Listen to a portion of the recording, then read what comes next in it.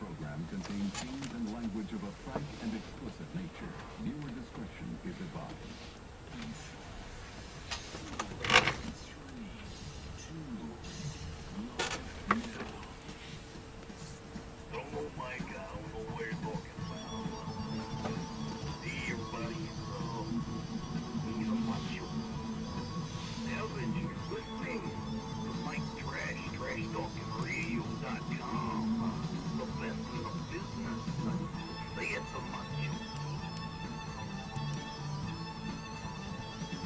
Wrestling fans throughout Radio Land, listen to Trash Talking Radio at TrashTalkingRadio.com. Every Tuesday from 7 to 10 o'clock. You hear guys like myself, the youth gammon giants come on.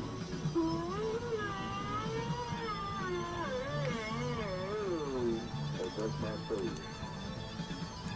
You may wear words to describe that trash talking radio show from 7 to whenever we get done is by using a screwdriver. Cut, roast, beef. This is Screwdriver Sean, the other half of the Rock and Wrestling Connection. That's the trashy one and the loony one together forever.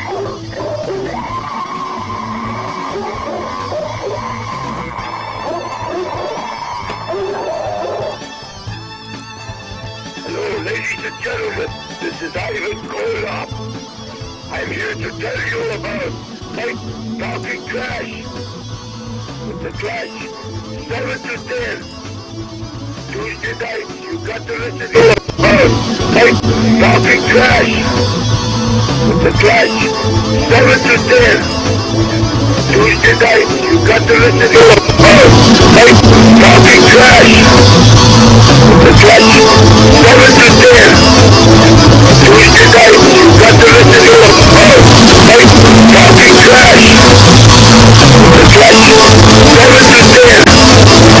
Tuesday night, you got to listen to Mike Talking Trash. With the Trash 7 to 10. Tuesday night, you got to listen to Mike Talking Trash. With the Trash 7 to 10. Tuesday night, you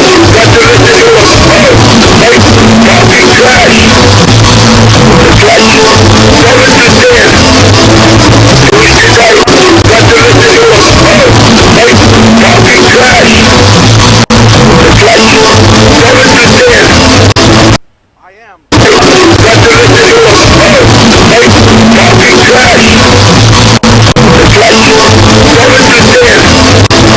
I am. You got to listen to Mike Talking Trash. With the Trash 7 to 10. I am. You got to listen to Mike Talking Trash. With the Trash 7 to 10. I am. You got to listen to Mike Talking Trash. With the Trash 7 to 10. I am. You got to listen to Mike Talking Trash. With the Trash 7 to 10. I am. You got to listen to Mike Talking Trash. With the Trash 7 to 10.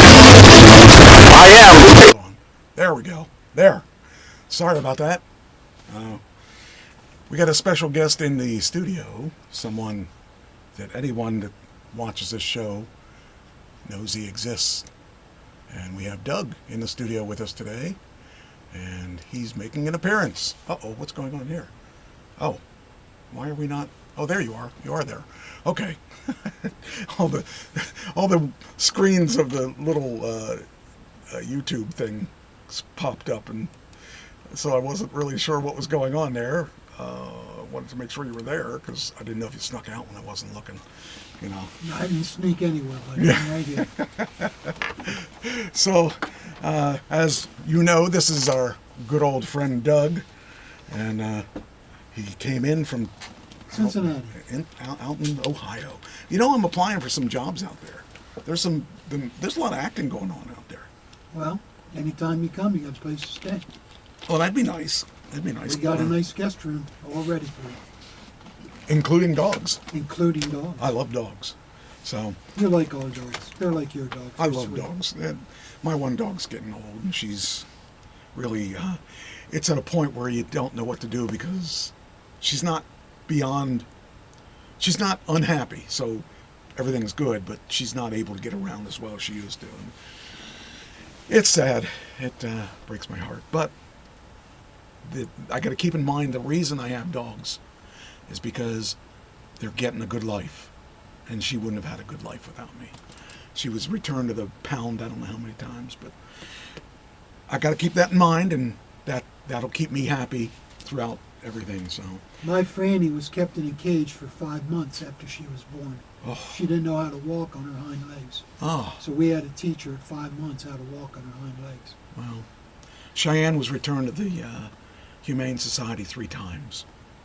And I can't see why. She's such a great dog. I mean, as a puppy, she was a little rambunctious, but not anything that was horrible. And she did destroy a few things that she shouldn't have, but she's a But dog. that's a dog. Yeah, a kid would do that too, and I'd get rid of a kid a whole lot quicker than I'd get rid of a dog. So, anyway, for those of you that were here the last couple weeks, we were having audio issues. I hope they're solved. I really don't know. I could find out. All I gotta do is press this one button and find out. I really don't know. I could find out. It's a little noisy, all I gotta do is press this one but button. It's not bad. So I guess I'm happy with that compared to what we were going Compared to through. what we had, yeah, this is pretty good. Because we didn't even know it was going crazy. But And then one night we had to end the show early. yeah, because everybody was telling me it was distorted and it looked okay over here. Everything, all the dials and everything looked right. But when I turned it on my phone, it was going up and down. Then it would go way up, and I lowered the volumes all as low as I could go, and they were still pinning. So one thing I did figure out, oh geez, I think I've frozen.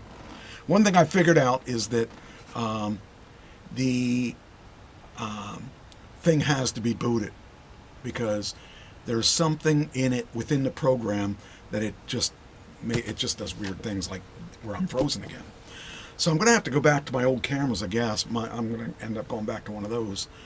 Fortunately, I have a couple of those. But I just think it's really a shame that those things happen. But, it's a live show. You never know what's going to happen in a live show. Anyway, I thought of a couple things that would be interesting. That song contest I wanted to do, I could do today because you're here. The question is, you don't have a piece of paper to write anything down, so I don't know. Maybe I'll hold that for the next time you're here because I'm going to be a little more prepared. I was fixing the studio when you came here, and I didn't get a chance to do some of the things I wanted to do. And I do want to do that thing because I think you'll know 90% of the songs. You may not know who the artists are, but you will have heard 90% of the songs. Guessing which ones I did, that's going to be fun because you may or may not be able to do that. But I will tell you, we're learning 2 new songs that I never thought I'd ever do. One of them is Mississippi Queen. Oh, yeah? We're going to do Mississippi Queen. What's the other one? They threw it at me on, I can figure it out. They threw it at me on Sunday. I had no notice, and I didn't have any notice on Mississippi Queen, I think was the one. Yeah, that was the one that they threw at me with no notice. They just said, they started playing it and said, well, come on, sing along. I'm like, you guys, I never even did this song in my life, and I didn't have the lyrics or anything. It was just, they threw it at me, and I had to do it on the fly. Fortunately, Did you do it with your phone? With the internet, you can do that. Back in the day, back in the 80s when I did music, you couldn't do that. Someone would throw a song at you. You had to make them up. And so I could play a song for you. I actually could play. I'll play. You want a piece of it? You want to hear it? This is horrible. You got to know it's horrible. So it's horrible because first off, they threw it at me with no notice at all. So here's the picture of the day. Stoneface, a picture of the band. There you go. I have a couple ideas for I did Picture Sunday because I wanted to get promos ready for it. And guitarist, I gave him the picture. I gave him all the pictures, and he did that. I have some other ideas. My ideas are I'm going to have Easter Island statues around us, and we're going to be leaning on them. We're going to be pushing them. We're going to be doing all kinds of weird stuff. Whatever comes out, whichever pictures come out, that's what we're going to do.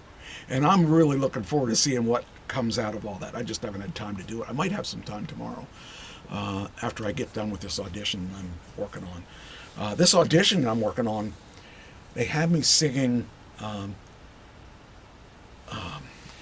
Freddie Mercury. Man, that's a tough one. Then I'm allowed to sing one song of my choice. So the one song of my choice was easy. I did Deep Purple's Knocking at Your Door. No, yeah, that's the one. Yeah, that one I knew because I did that way along, well, back in the 80s. And so that's going to be my personal one I'm going to do. And then I've got to do Don't Stop Now, whatever that was. I forget the name of the song. I think it's called Don't Stop Now. That's hard to sing. It's high, it's fast. His cadence is weird, and it took me a day to figure out how to sing it, because it was just, I had to listen to it and try to figure out how I can do this. So it's going to be a good song. It just I think I did it. I think I nailed it at the end. So I got to edit that and get that ready for tomorrow. It's got to be in tomorrow. So they only gave me they gave me yesterday and today, which yesterday I was catching up from the weekend, and today I was catching up from yesterday. So tomorrow, I'd like to catch up. So we'll see what happens, but let me get the song for you, and I will play a piece of this song. It has a lot of, I got to tell you, I wasn't sure if I was going to be able to do this, and I think I am. I think I'll be able to do this. Like I said, it's very difficult to do this song. I'll show you some of the pictures too that we took yesterday. Okay, let's see here. First attempt. I named it First Attempt at Mississippi Queen, and that's it. It's a first attempt.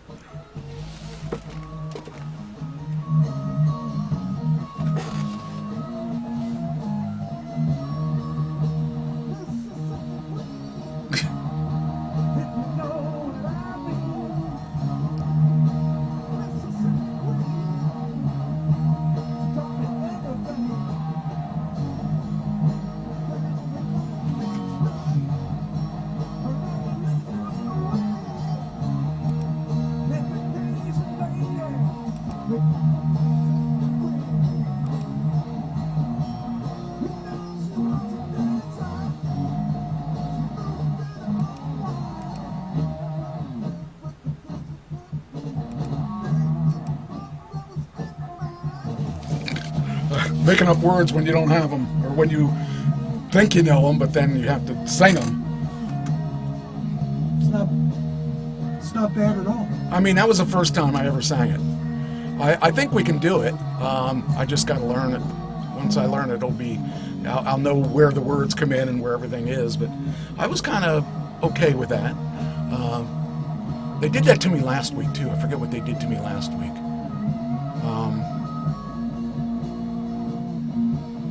Like I was supposed to come in there.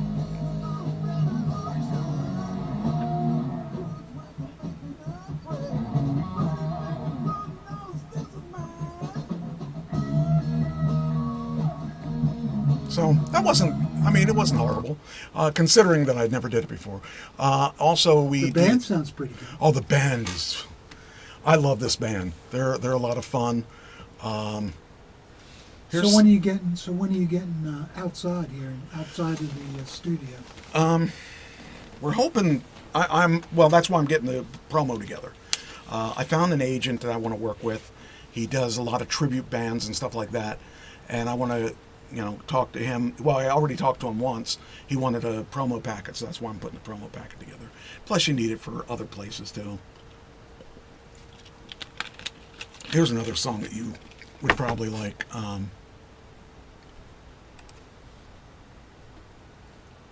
Let's see. Here you go.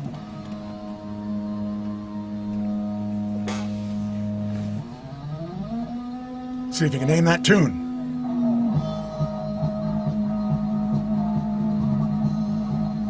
It is so familiar. REO Speedwagon, Oh, yes. and it starts. Oh, wait, it's coming up.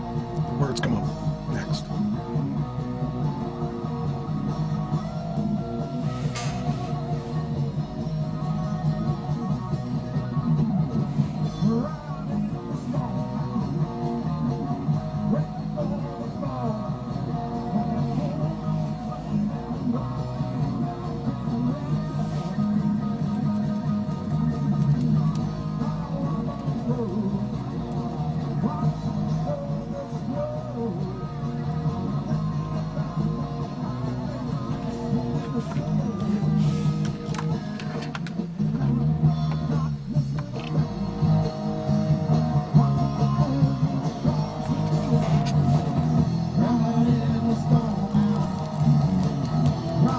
That's the name of the song.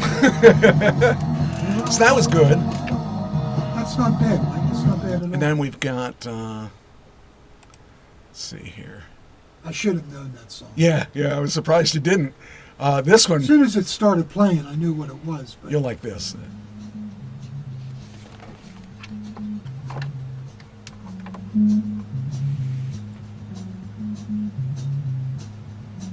I know it. Yeah, it's right on the top of your tongue, isn't it? You'll know it in a second when it kicks in.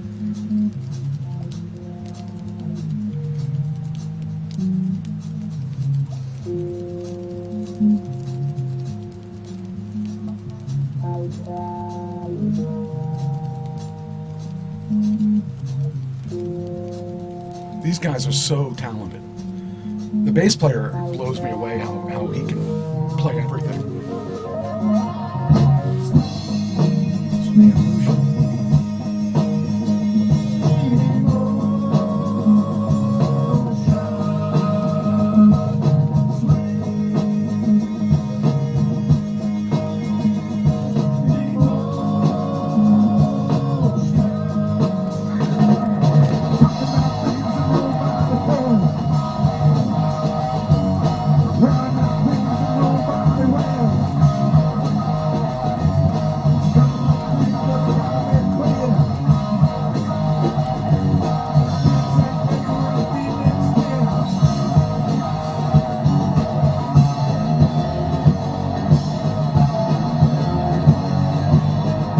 One guitarist is just, he's a great guitarist. He plays everything. He can play anything.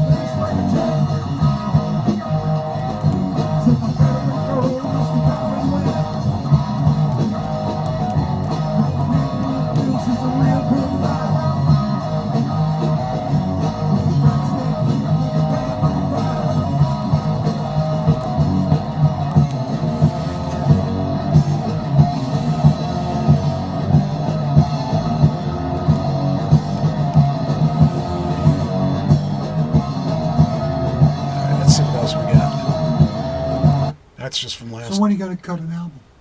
With these guys, probably not, because they want to do covers. I want to do originals. So I probably won't be cutting an album with them because they don't want to do originals. I wish they would, because So what's the reasoning? they're just too old. They just want to play for fun. Here you go. Let's see what you think of this one.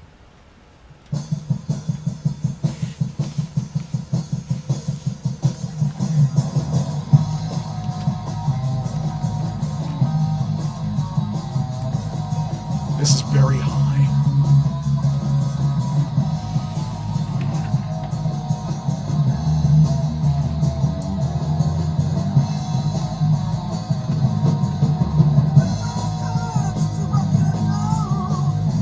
Boy, that is hard.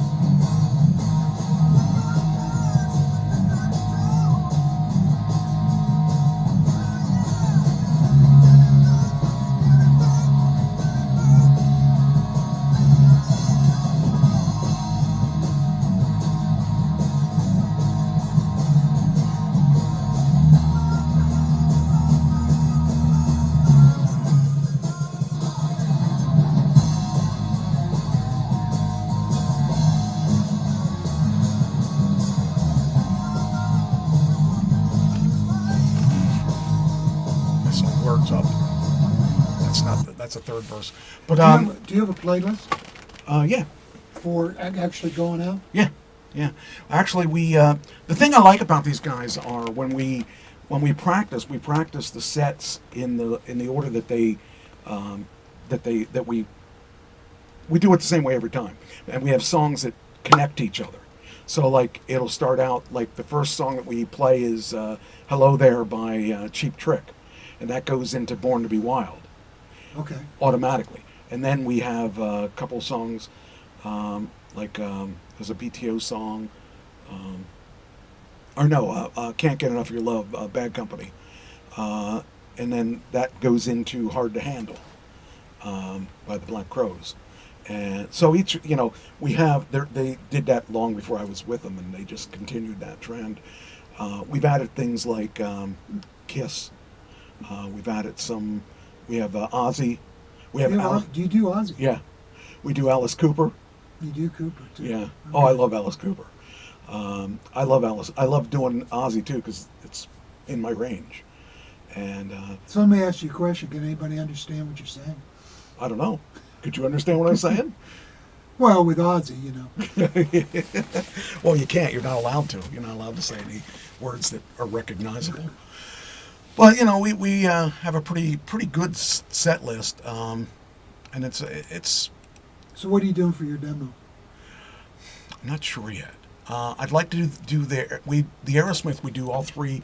We do 3 Aerosmith songs back to back, and one leads into the other one. We do the one you heard, then we do Walking the Dog, and then we do Same Old Song and Dance. We might end up doing Dream On and a couple other Aerosmiths too because I'm able to do it. So there's only been one song that I couldn't do so far that they wanted me to do, and that's not bad. So, Not bad at all. but we're trying to be a little pickier about what we pick because of me more than anything, because if I can't sing it, no reason to have it. And there's 2 songs I'm not doing. We're doing Sin City, which it was funny because the one guitarist said, I really want to do Sin City. I said, okay, we'll do it. I don't care. And so he went to do it, and he got to like the first line, maybe the second line, and said, nope, I'm not going to do it. Because he heard me do it, he thought, oh, that looks good, that looks easy. It's not that easy. AC/DC is really hard to sing. And my voice has just gotten higher over the past 2 years. So, I don't know. Practice. I don't know what it is. I mean, I've been doing music for 40-some years, and there were a lot of those songs I could never do. I could never do AC/DC, and all of a sudden, now I'm able to do AC/DC. I don't know what it is. But I'm happy about it because it's good stuff. And am I going to do another album? Yes. What am I going to do? I don't know which ones, but Ken and I have 3 albums worth of stuff. His stuff's already done. All I got to do is lay down the vocals. So we might need, a guitarist somewhere along the line, but it really is already done, except for me, because we never did my stuff because we were working on that. But we were talking about doing, another album. We have like 3 more albums in us. But the thing is, one of the things I did decide to do was, did you watch my pilot? The song in there is from our album. And it's called Start Not the End. And that's the essence of what that show's about. But I decided I'm going to use all of our songs in the series. Because then I get a writing credit and I get paid for that. And I get paid for singing it. And I get paid, it's just publishing. I get all that. Unfortunately, Ken doesn't. So it's all about the money, huh? Not really, but the I'm amount. teasing, but- Yeah, but the amount of money and effort and stuff that we put into this band, it'd be a shame not to do anything with it. Well, it's also a tribute. Yeah, They and don't have lasting power. and Ken is one way or another in all of the episodes of all the things that I do. He's in the entrance and the beginning credits or he's in the beginning, beginning segment where I'm talking about my friend dying by a disco ball accident. I'm going to find a way to put him in all the episodes, but I'm not sure how I'm going to do it yet. But, you know, he meant a lot to me, because if it weren't for him, I would have never been this far in music or anything. So, and I probably wouldn't be in acting if it weren't for him, because he died and I didn't know what to do. And I didn't do any music for a year. I didn't even listen to music for a year, because I couldn't. I'd drive and I'd turn on talk radio or something. I didn't really want to hear music. So I'm back to listening to music, and you know, it is what it is. I mean, unfortunately, he's gone. I was meant to do something else, and I'm doing something else. I don't know if that's what I'm meant to do or not, but I'm doing something else. And Are you having fun? yeah, it's In retirement, you need to do things that are fun. yeah. Because you worked your whole life and that wasn't fun. That's true, and I don't consider it work, because I do like what I'm doing, and it's creative. It's being creative, and I like being creative. I like to see that side of me that I longed for. You know, when I was 25, I made a promise to my wife at the time that if I didn't make it by 25, I made her actually at 23. I made her a promise if I didn't make it at 25, I was going to get a full-time job. And I got a full-time job and worked my life away, but I never gave up the music. I just had to put it on the side and do it more part-time than I wanted to. So, and I have to thank the company I work for forcing me to decide to retire. Because if they hadn't, I mean, I wouldn't be doing probably what I'm doing. So, Well, you know, I homeschool my grandkids, I preach, I teach. I love my life. yeah, I can't ask for really anything more than what I got. I got a good life. And that's the best I can do. I mean, you know, doing the music, that's a major thing to me. I love doing the music. I love being creative. I love writing the episodes for the TV show. I like acting. It's fun. But it's work. There is definitely a work aspect to that. And Yeah, it's work, but it's not like going to a job in. correct. It's pleasurable. It's pleasurable work. You get something to. You can feel it. You can feel that you're part of something. And so I'm very happy about the stuff that has come out of all this. I'm unhappy about him dying, but there's nothing I can do about that. I couldn't have stopped him if I wanted to. Well, you could have quit. Yeah, You could have quit everything, yeah. and you didn't. But that's not me. That's not something I have never been one to give up. I always had a way to justify things that I do, and if I were to give up, I would have given up a real long time ago. But instead, I just found ways to do what I wanted to do, and I'm happy about it. You know, you were a good role model for me, because you were working all the time when we were going to school, and that was a very good role model for me, because I picked that up and I ran with it. I have never done just one thing, ever. I've always been in college and music, or music and some kind of job, and then music, work, and radio, and music, work, and radio, and wrestling, and I never did just one thing. And now I'm doing more than I've ever done. By the way, we have a wrestling show April 26th, and it's I going was going to ask you about your wrestling. that's going to be a good show. Have you found a building? Yep, we got a really nice building.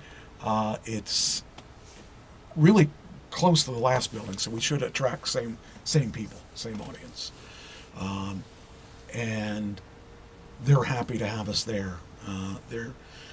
Is it big enough to start your school? No, I'm looking at buildings Thursday, 2 more buildings. So I'll be going down to Philly again. I might as well move into Philly. I've been there every weekend for the past couple of weeks. Well, not every weekend, but just about every weekend. And but the thing is, we may have found a building that is so cheap that we can't turn it down, and the neighborhood isn't so bad. My partner called me this morning or this afternoon and told me about it. So that's one of the buildings we're going to look at tomorrow. And so we'll see what happens. I'm excited about that too. I really thought I was planning on being out of wrestling when I was 2014. I was done, and I wasn't going to look back. I mean, I could go back and do appearances here and there because people still remembered me, and but I didn't want to do it on a regular basis. But now I'm energized again. I don't plan on working in the ring too much. I just can't. My body can't do it.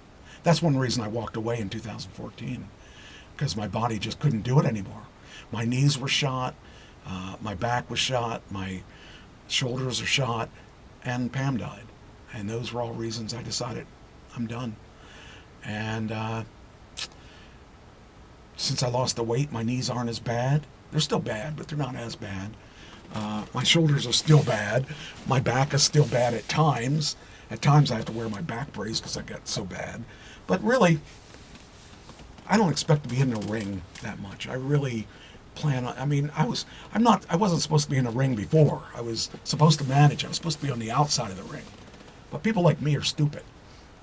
We seem to think that we're made of, steel or something.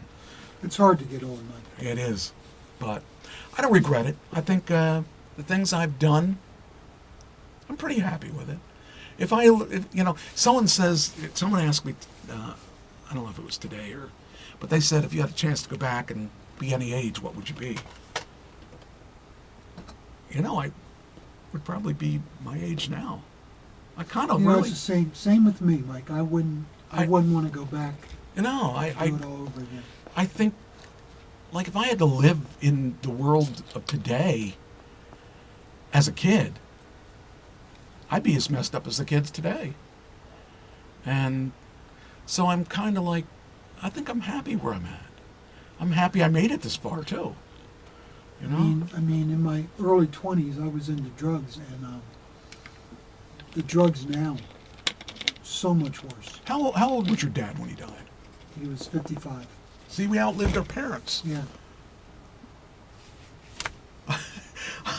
I was, all my life, even especially when I hit 40, I was focused on my dad dying at 50. And I kept telling my wife, I only got a couple years left. And I kept I kept thinking I was going to die. And here I am. I outlived him by a long shot. And I'm thinking, wow, I did it. And I outlived my older brother, who was an idiot. And, man, I if you had asked me when I was any age, would I be here today? I would say no. But I made it. So now I'm living happy because I'm here. I'm not in the ground. So, and I've got good friends. I've got a house. I've got a car. I've got dogs. I don't need anything else. And remember, you have a girlfriend. Oh, yeah. And she's in the chat room. Hi, Christy. But life... You owe me, Christy. Oh, no, you owe me now that you got me in trouble. So anyway, let's talk about let's talk about the birthdays. Get that out of the way. We got a bunch One question before. Yeah. I want to talk about Tesla. I want to talk about that. I want to talk about that anyway. Okay. We're going to talk about later. Yeah, we are.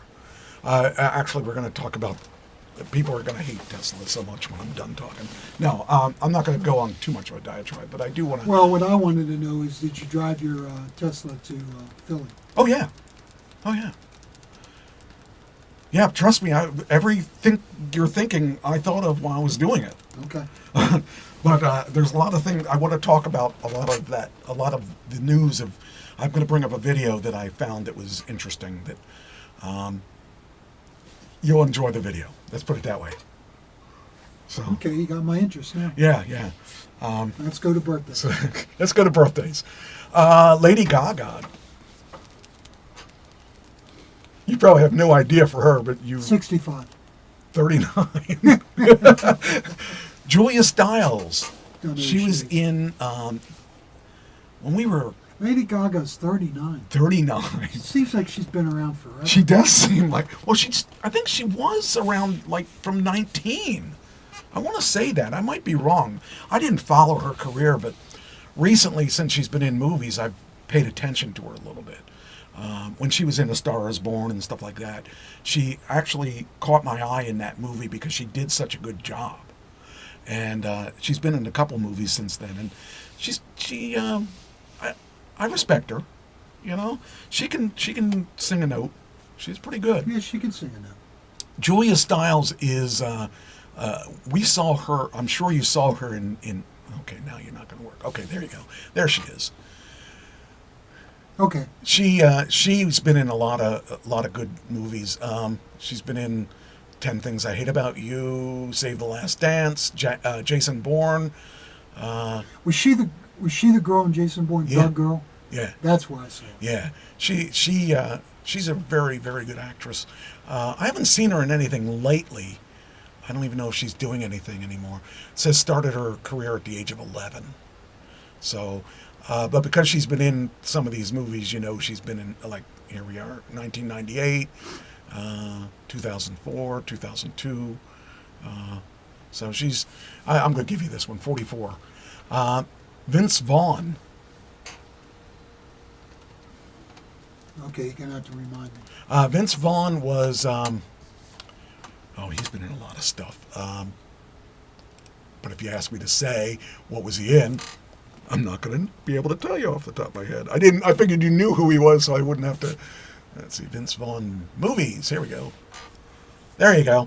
Well, I don't know if you know him for the movies though, because he's known for being an okay actor. He starred in some of these things, but I didn't know he was in that one. He was in Fighting with My Family. Huh. That's a movie about this one girl wrestler. Her family had a wrestling promotion in Britain, and she came over here to wrestle. It's about her. I didn't know he was in that. He was in all these little like B flicks. So he's kind of a weird actor. Let me give you a look at him. There he is. Okay. He's been in a lot of movies, but everything he starred in was really second rate. He's been in The Breakup. He's been in Wedding Crashers, Couples Retreat, Dodgeball. A lot of these really, and he produces and directs a lot of stuff, but not anything that I don't. He's not big time. Yeah. But everyone knows him because he's in a lot of these really weird things. I'll give that one to he's 55. Reba McEntire, Okay, she's got to be 65. 70. She's 70. 70. Yeah. I like her. She's the one I think that has that Happy's Place on Peacock. Yes. I love that show. I hate country music. I love that show. So I love that show. I think it's just so stupid, and so it's something I would write. It's really fun and stupid. So Nick Frost. I don't know if you know who he is, because I don't. that's who he is. The reason I brought him in is because he was in a lot of cool movies. And you're saying, well, who is he? I never saw him. He was in Shaun of the Dead, it's just a cult movie. It's a funny cult movie about zombies, but they're stupid zombies. The movie's just really stupid. I just love that movie because it was stupid. How to Train Your Dragon, Getaway. He was in Hot Fuzz. I mean, nothing that he's British, so you don't really see him over here that much. I think he was in Harry Potter too. It says Harry Potter, but I like him. He's 53. He's now I don't know if you know her or not. Cailey Fleming. No. She was in Walking Dead. She was Rick's daughter in Did you watch Walking Dead? No. Then you wouldn't even know what that means. Anyway, she started acting when she was 11, and I can't believe she's 18. She's like, you know, I remember her looking like this. That little kid, you know, but she's this now. She's 18 now, and she's been in some cool movies. She was in If, which was a really cool movie about kids that when they get older they give up their fantasy friends, and the fantasy friends are still there, and she sees them, and even though they're not her fantasy friends, she's wondering why she's seeing these other people's fantasy friends. It was a cool movie. She was in Loki. I didn't remember her being in Loki, but it says she was. You know, she was in some pretty cool stuff. I think she's got a long way. She's got in young, but she really has a good grasp on things, I think. And she says, "Yeah, I'm always last, Christine." She's always first in my book. Well, after the dogs. Yeah, you got to get your priorities in order. Yeah, I mean, It's dogs first. Dogs. You know, I told my wife when we got married, don't make me choose between my dogs and you. You will not like the choice I make. Well, when I first met her, she was not a dog person. And I had to choose between Cheyenne and her. I said, don't make me choose. That's not going to be a good thing. It's going to get me in trouble. But I didn't have to. All right, next one. Mariah Carey. Mariah's got to be in her 50s. She is. 55. 56 is right. Quentin Tarantino. Okay, another one I don't know. You don't know Tim? Really?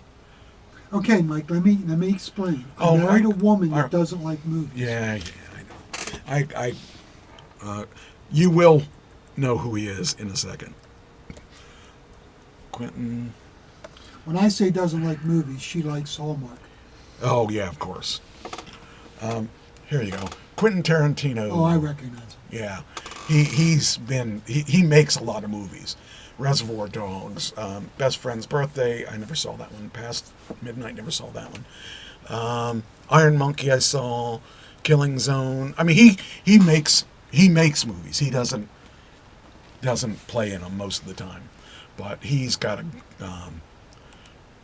here's Kill Bill, Pulp Fiction, Django Unchained, Inglourious Bastards, Natural Born Killers. So I've heard of him. yeah, he's been around for a while, but he's not Scorsese.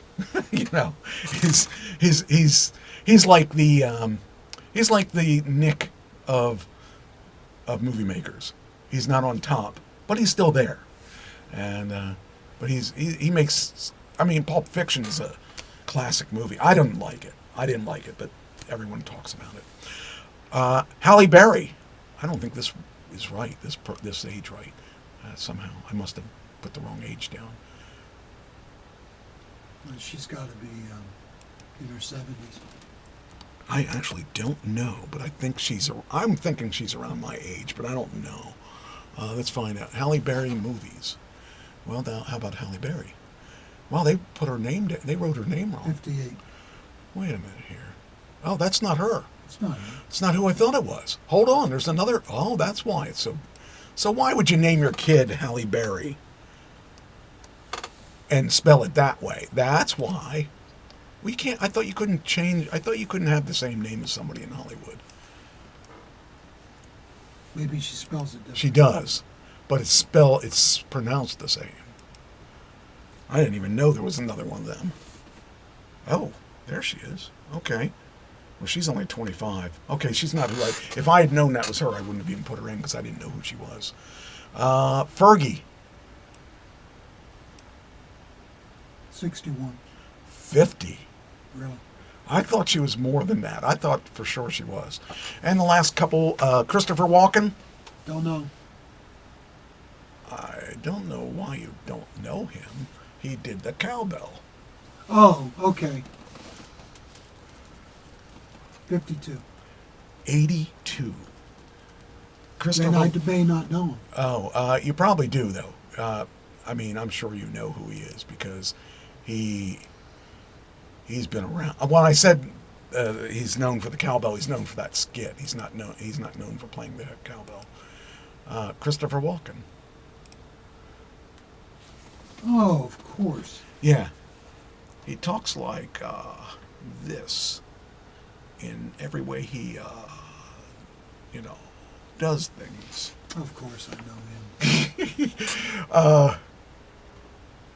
Ewan McGregor, he was in Star Wars, and he was also in a lot of things. I mean, he's a very famous British actor. Don't know. Yeah, I figured you probably, you'll know him to see him probably. Here is him. I usually link him if I think you don't know him, but I thought you would know him. That guy. Do you know him? No. Oh, okay, he's 54. Rhea Perlman, Don't know. Danny DeVito's wife. Oh, okay. She was in Taxi. Or was she in Taxi? Maybe she wasn't. She was in She's- Cheers. She was in Cheers. Cheers. She's got to be in her 60s. She does have to be in her 70s. 77. 77. 70. Like when I saw that, I'm like, really? She's 77? Now the next two are going to be harder to believe. And it's harder to believe that they're still alive. Shirley Jones. She's still alive. She's still alive. Okay, let's say 90. You almost on the dot. 91. 91. I remember as a kid thinking, man, she's hot. And I was like 16 maybe. Haven't heard her name in No, I thought she was dead. And this one here, Gabe Kaplan, 87. 80. I wasn't sure where he was going to be. I never even thought he was still alive, so that surprised me. That's the birthdays for this week. All right. Let's see here. All right. Well, that was good birthdays. All right. Now, let me delete those so I can make sure I don't do them again. All right. They're going to do a Legend of Zelda live movie. What's this world coming to? I was really surprised. I mean, there's things I guess, why would you make a movie about Legend of Zelda? I mean, why would you do the Mario Brothers too? But, they did. They advertised that movie. And they're going to make so much money on it because Sure. kids are going to go see it. I would probably go see it. I don't know. I just think it's weird. Past 2 months, a movie I was in was number 1, Where? Netflix. Really? Yeah. Zero Day. It made it to number 1. Number 1 2 months in a row. Okay, Well, actually a you- month and a half because where are you in I'm in episode 6. And I would have to it out to you because it's so quick. that? Okay. It's so quick. Is this the one where I'm a congressman. you're the congressman? Yes. Yes. I'm- And you're talking on the street. No, I'm in Congress. We're sitting in Congress, and it's the last scene that we're did you see the movie or the show? Not yet. Okay, one of the last scenes, De Niro's in Congress speaking to them, and that's where I'm at. I'm in that one. Oh, okay. And when they named the third or fourth person, I'm right behind that person. But they didn't flash the camera right as they named it like they should have, because then you would have seen me. It was, he named the guy, then they went to it, and I was there, but you can't really see me, unfortunately. You can't, tell it's me, I should say. But it's episode 6. Episode 6. All right. I'm going to watch it. Okay. Now, this is an important thing. I was in the news. Man taking out trash. You were robbed at gunpoint? I don't know. I don't know who the man was that took me out, but, you know. And they should have capitalized trash. Yes. But, you know, you can't have everything. I just found that funny. When I was going through and doing the stuff, I thought, oh, I see. Where do I put that? Do I put that in general news or do I put that in celebrity news? So I put it in celebrity news. I found this was interesting. Trump pardoned Nikola, the founder of, Nikola founder Trevor. Okay. So back when Tesla was growing, and there were a couple guys that were growing. They were all starting their EV companies. The one was Trevor Milton, who started the Nikola company, which was supposed to be an EV. And this guy was apparently got in trouble for securities fraud. So he started this EV company, but he never ever made the cars appear. So Trump pardoned him. I don't know why he was pardoned, but was convicted in October 2022 of securities and wire fraud charges for falsely claiming to investors about the success of Nikola's electric and hydrogen-powered trucks. He was sentenced to 4 years in prison, but had been free on a $100 million bail. $100 million bail. Could you imagine? That's the bail. Can you imagine what you have to put up to make that thing? I can't even think what that would be. That just amazed me. It has to be at least $10 million. Oh, A just, tenth of it. yeah, crazy. While appealing, President Trump's pardon exempts Milton from serving prison time and paying restitution to Nikola's shareholders, though he still may face civil lawsuits. Personally, if this guy really did do this stuff, he shouldn't be pardoned. This guy should go to jail. Well, he's going to get hit with civil suits. Yeah. He's going to be paying through the nose. Yeah. Chinese EV company BYD reports a record annual revenue of roughly $107 billion for 2024, outpacing Tesla at $988 billion. Now, is this the company that has that very fast charging? No, well, okay. So they do, I think that is the one. Yeah, I think so. But the thing about this is to keep in mind that they sold a ton of cars, but they are not $100,000 cars. They're $10,000 to $12,000 cars. So everyone in China has one of these. So they sold more cars. And they did beat them just by a little bit. But the thing about that is that, you know, it's China. And China is, you know, everyone's buying these cheap cars. If we had these cheap cars, now that's one thing Tesla's doing right now too. They're coming out this year. There'll be the Model 2, which will be $20,000, $25,000. They have the Model Q, or it was the Y, but they revamped it and called it the Q. That one's going to probably be around $30,000, $35,000. They're going to be really pushing lower end cars now. And in fact, they got, well, I guess we'll talk about Tesla now because I've talked about Tesla anyway. I led into Tesla, but I wasn't planning on doing that till later, but we can talk about Tesla now. In fact, what I got to do is I'm going to, well, okay, what did you want to talk about Tesla about? Because there's something that Well, I wanted to ask you Yeah. if you're scared of being keyed. Yes. No, not keyed. Well, yes. I've been keyed already. Not on this car. On my first Tesla, before all this controversy, I went to a birthday party at I think it was a Legion or something like that. And I came out and my car had been keyed. And that was in probably 2020, somewhere around there. I don't know why people got to do stuff like that. It doesn't, does it make them feel better? I just don't understand it. Well, especially when they know that there are cameras the whole way around. Well, they may not. That's the thing. I mean, I didn't think about that when it happened. But now I'm very scared. But since you brought that up, I happen to have a video that you will like, or should like. This is a video I saw. Was it today or yesterday? Hold on. Oh, no, not my videos. Not my videos. No, wasn't that. It was history. This was a video.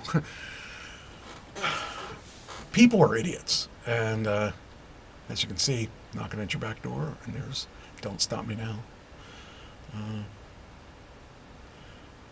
Let's see here. Okay, it was right. Here. This one. This is the one. Okay. This blew me away. By the way, I now have premium YouTube. We don't have to worry about ads. Oh, I've seen this. Okay, this is What's up, guys? It's Benny. For years, it was the F around time for the activist left. They could behave with total impunity, acting. So, before I go into this, I'm curious as to your opinion on this. We know about the attacks on Tesla. I mean, if you don't know about the attacks on Tesla, you're living under a rock. And we know, more than likely, it's not the Republicans doing it. I would say that's a safe bet. And we know that the Democrats, or the last president who was a Democrat, was very supportive of electric cars. Not of Tesla, though. He never liked Tesla for some reason. I don't know why that was, but regardless, he had that mandate to try to get everybody to be, or to get the majority of cars to be EV by 2035. So that leads us to believe that the people that are doing this are not Republicans. I would say that's a very safe assumption. Now, have you heard one word from the Democrats saying, don't do that? No. Just kind of curious about that. You would think that somebody, some leader, like Harris would be a good person, someone that they wanted to make president, she should say, don't do that. You can protest. I don't have a problem with people protesting. But I do have a problem with people protesting the wrong way, and that is destroying other people's property.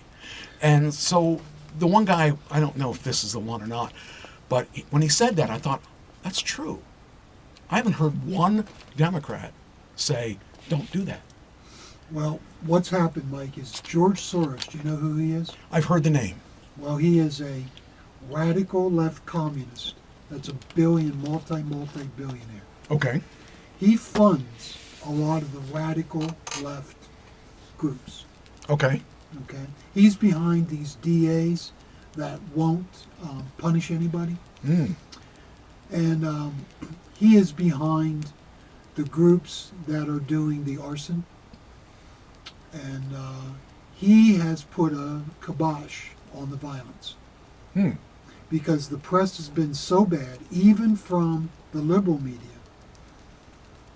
that this weekend, I don't think there was any arson. Well, that's good. I mean, the thing is, they're They weren't hurting. getting anywhere. What they were doing is turning off everybody, all the moderates, Yes. all the independents. And it's actually got sympathy for them guys now.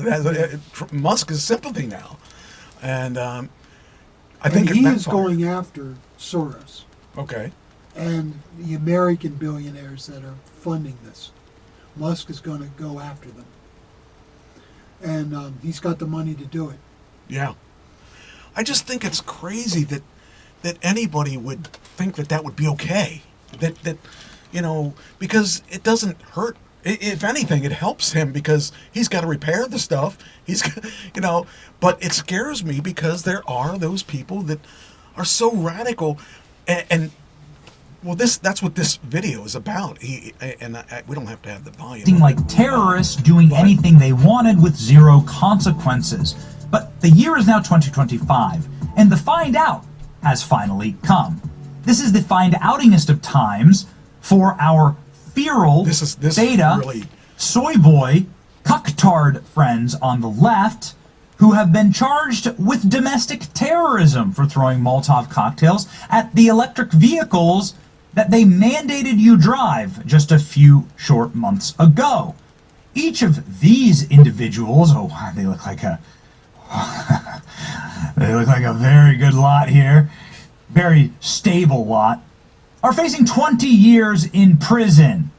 Good luck having your pronouns respected when you're doing hard time for domestic terrorism.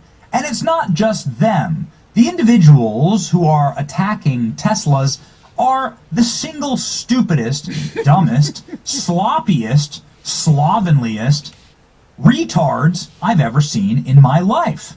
Like, for instance, look at this guy driving his mini four-wheeler directly into a Cybertruck.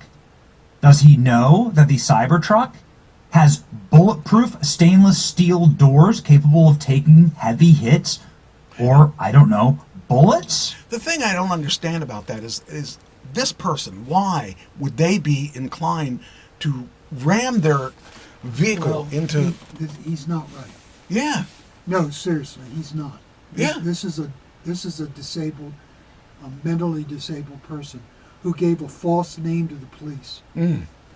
He did not know that Teslas have cameras. Well, he's not the only one.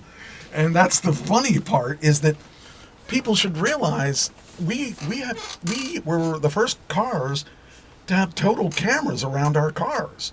And anybody that does that, you know, it's like if anybody, like if I had been hit by that tractor trailer that caused me to get a flat tire, I would have proof that he ran across the lane and hit me. And that's, and there's someone in this video, I'll go to the next one here, rather than, we don't have to watch the whole thing, but some of them are pretty funny. That guy running into the, I think the next one is this one.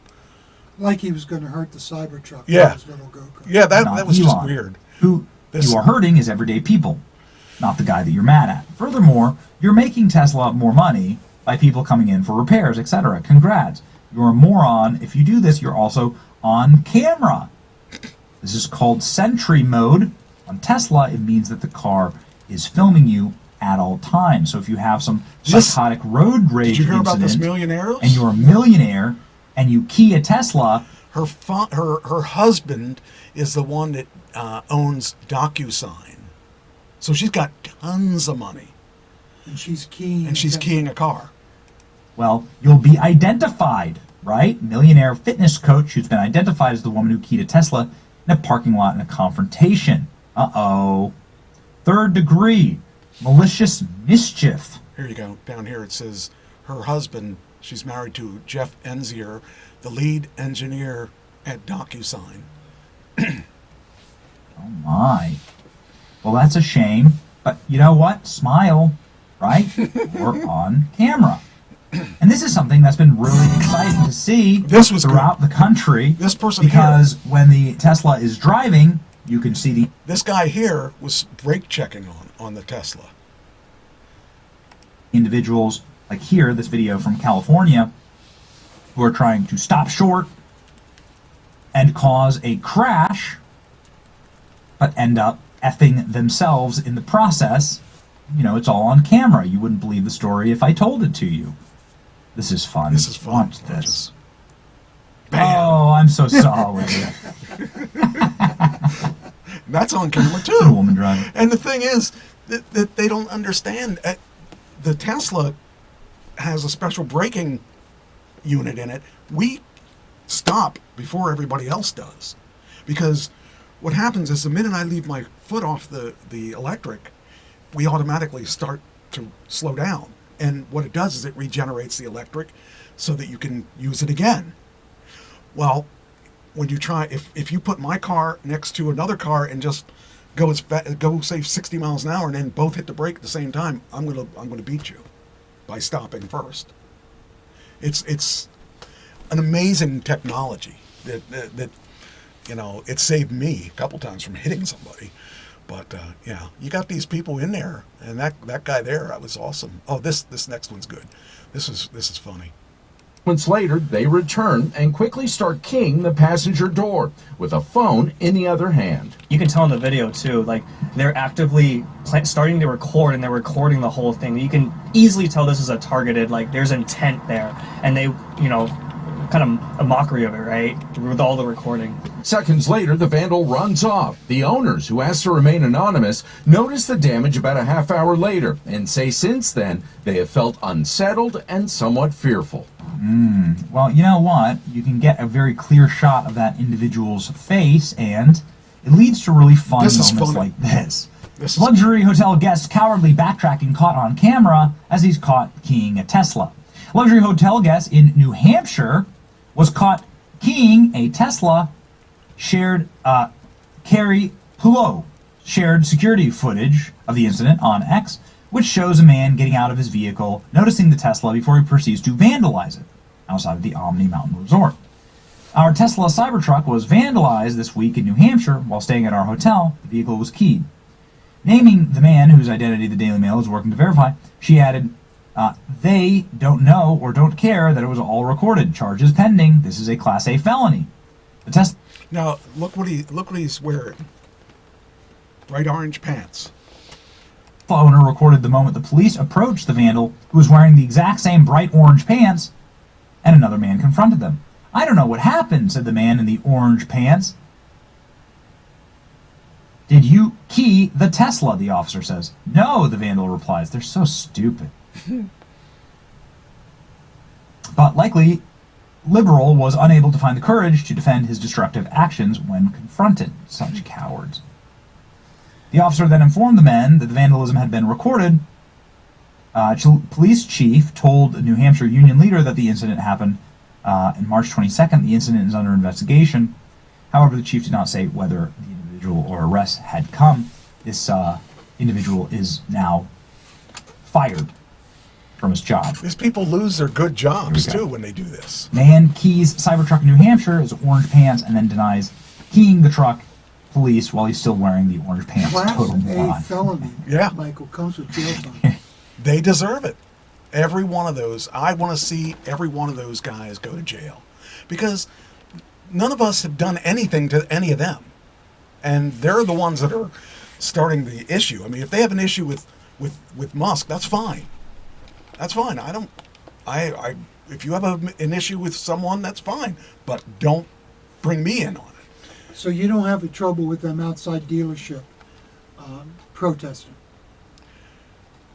If they want to, as long as it's a Stopping friendly... people- it's long in stopping people from going in. No, I think as long as it's a friendly protest, fine. I would like to anti-protest. If I go, Well, I they would, do have I know. anti-protests, and someone got into a fight this The week. problem is that they would come after my car. See, that's the problem. If they would be an adult conversation, I don't have a problem talking to anybody about Musk or cars or whatever. I don't agree with everything Musk does, but I don't care. I like his cars. I don't believe in, there's probably lots of things that I have bought that if I really did research, I'd find out I didn't like that person for their beliefs. That's the way it is, You aren't going to ever... I buy from Amazon, and I'm not friendly with Jeff Bezos. Yeah, I mean, and a lot of times you buy from those people and you say, I hate them because they have so much money. Well, they have so much money because you're giving them money. I'm helping fund, I just did my budget today, I'm helping fund Bezos in his next vacation because... He doesn't care. You know what? If that's why I think it's funny, because people say, well, I'm going to teach them. I'm not going to buy anything from... So what? They're not going to remember you. They don't know who you are. Amazon owns the world, Mike. Yeah. I remember when they didn't own the world. D&H dealt with them back when they sold books. They sold books used books from colleges. That's what they did. And I don't know if you know this or not. That's what Yeah, that's you've what told they're- me before. Yeah, I mean it's crazy how businesses revolve or evolve and do something else. And now, do you find books on there? Yeah, people can publish their own books on there. Do you see school books? Probably, but is that their focus? Not at all. Their focus is the world. You know, there's a reason he's the number 2 most wealthy man in the world, if he is. Hi. We got a dog here. But, you know, the thing is, if they provide a service I'm interested in, unless they're out chopping up little children or satanic, even if they're satanic worshipers, as long as I don't know, I'm probably going to buy stuff from them, you know? But if I know they're a satanic worshiper, I more than likely won't, unless they are the only one that has. Let's say I wanted I don't know, some kind of goat's head cross or something. I mean, if that's the only place to get it. Yeah, but Bezos could be very, very evil, and I'd still buy from Amazon. Yeah. Because of the convenience. And the price. Most of the time, they can beat the price of everybody else. And I know they're screwing third-party sellers. Yes, I worked with a lot of them, and they were telling me the amount of fees that they would pay, and the way that you would have to do your returns and stuff like that. They all told me horror stories of that stuff. But you know, but I still buy. As an end user, I still buy. And I knew it, and I still bought too. I still buy. If I want doggy treats, where am I going to get my doggy treats? I got doggies that love it. I go to Chewy.com, but I can get the things cheaper on Amazon. Yeah, that's the whole thing. I mean, convenience and price mean a lot to us because we aren't working, per se, and price means more to us now than it did when we were I'm on a fixed income. I need to watch what I'm on a fixed income too. My fixed income's a little bit better than yours, but I am on a fixed income. I have to be poor preacher. I have to be careful. I have to be careful what I spend too. I may have more of an income, but I also still have to check. I still have assets, and my car. That's more than my house payment was. So, you know, and I don't get to keep that, and that was stupid of me, and it really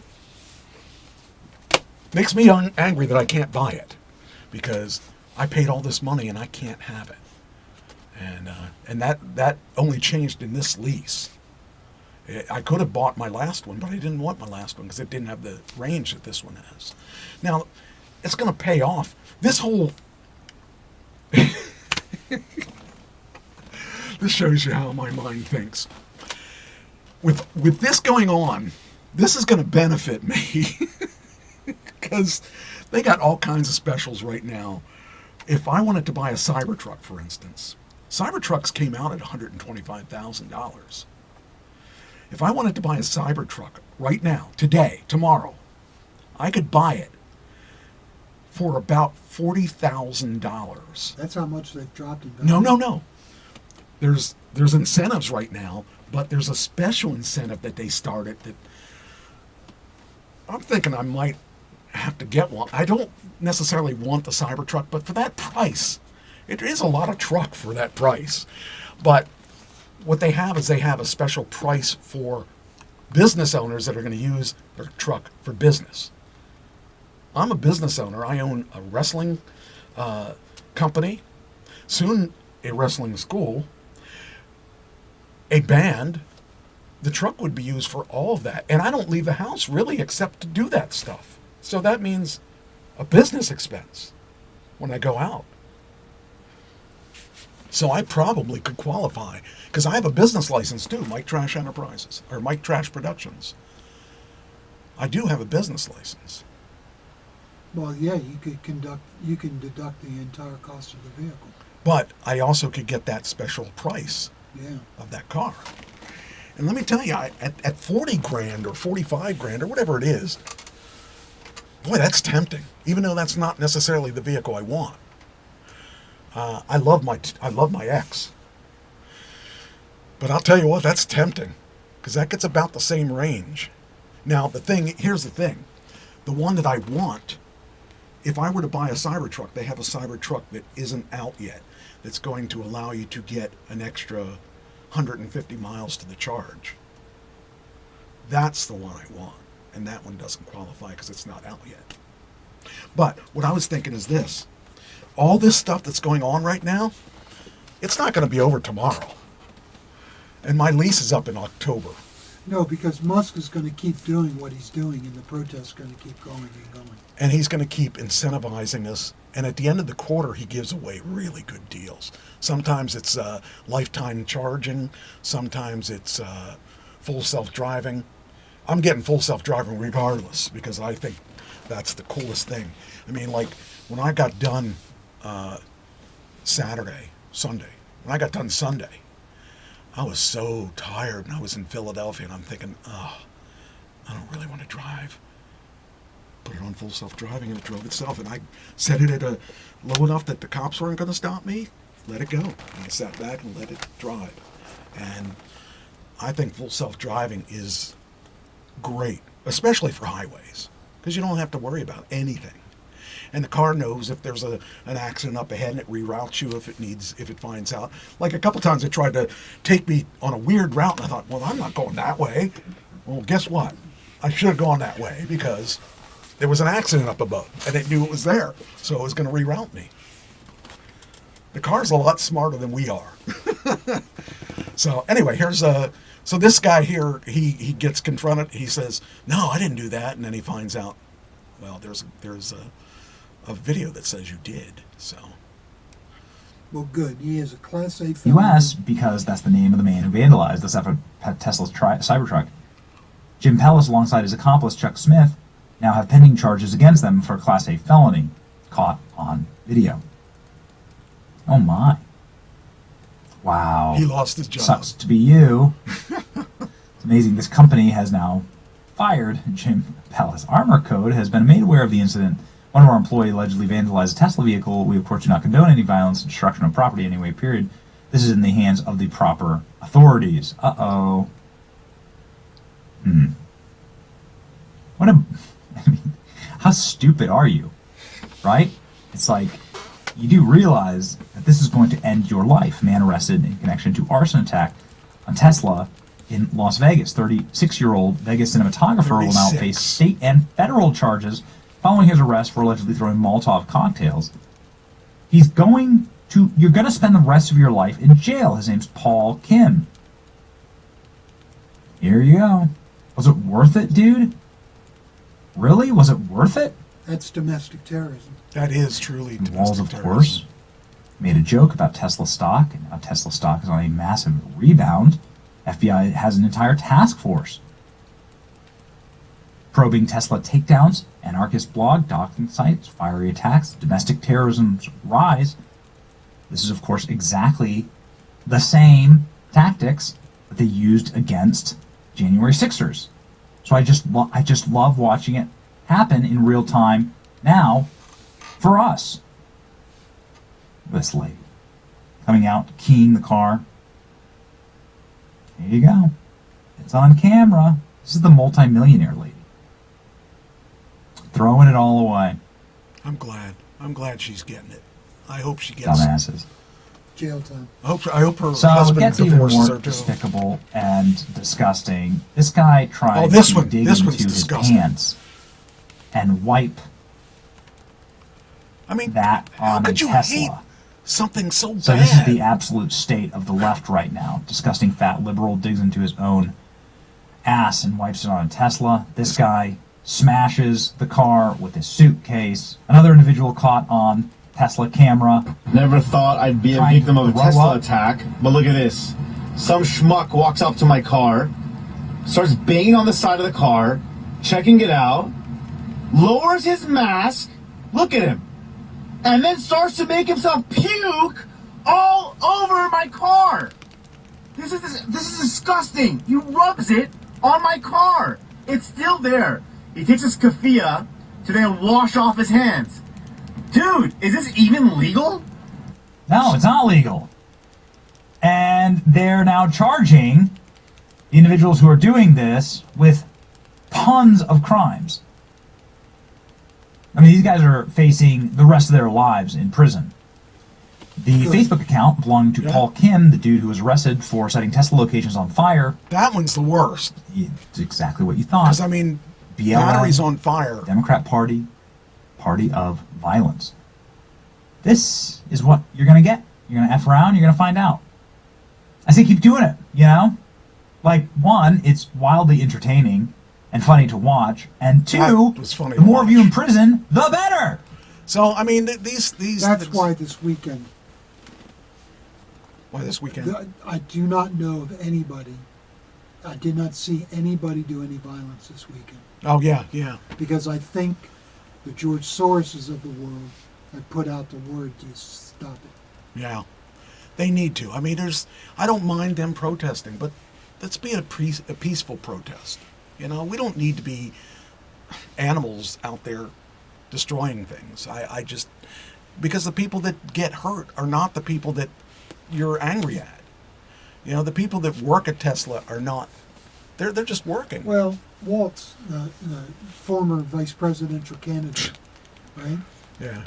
His state has lots of Tesla stock in its retirement funds Yeah. for state employees. Everybody does, you know?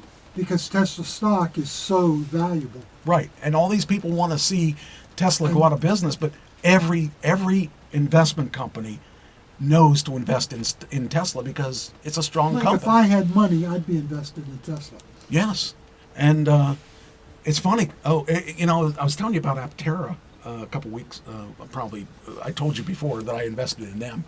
I invested about $10,000 in their stock about 4 or 5 years ago. And I got a statement. I paid $3.70 a share. It's worth $14.80 a share. And it hasn't gone public yet. Maybe you didn't hear, but I'm laughing in amazement that it went up that much. Yeah.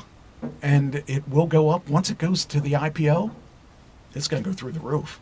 But the side thing is, I ordered an Aptera 5 years ago too. My Aptera, assuming the price is at the same price point, is going to be about $44,000. Guess what?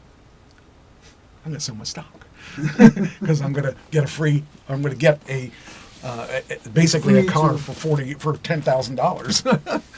So, or I may just keep it and see what happens with the stock. Because if the stock goes through the roof, once it hits a certain point, I'll probably have to sell it because, I mean, I don't want to do what I should have sold my Tesla stock when it was, you know, when I had a lot of money in it.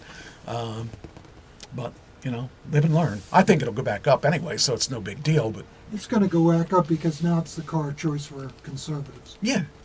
And it's as soon as the violence stops, it'll go back up. And the car, really, honestly, best car I've ever owned.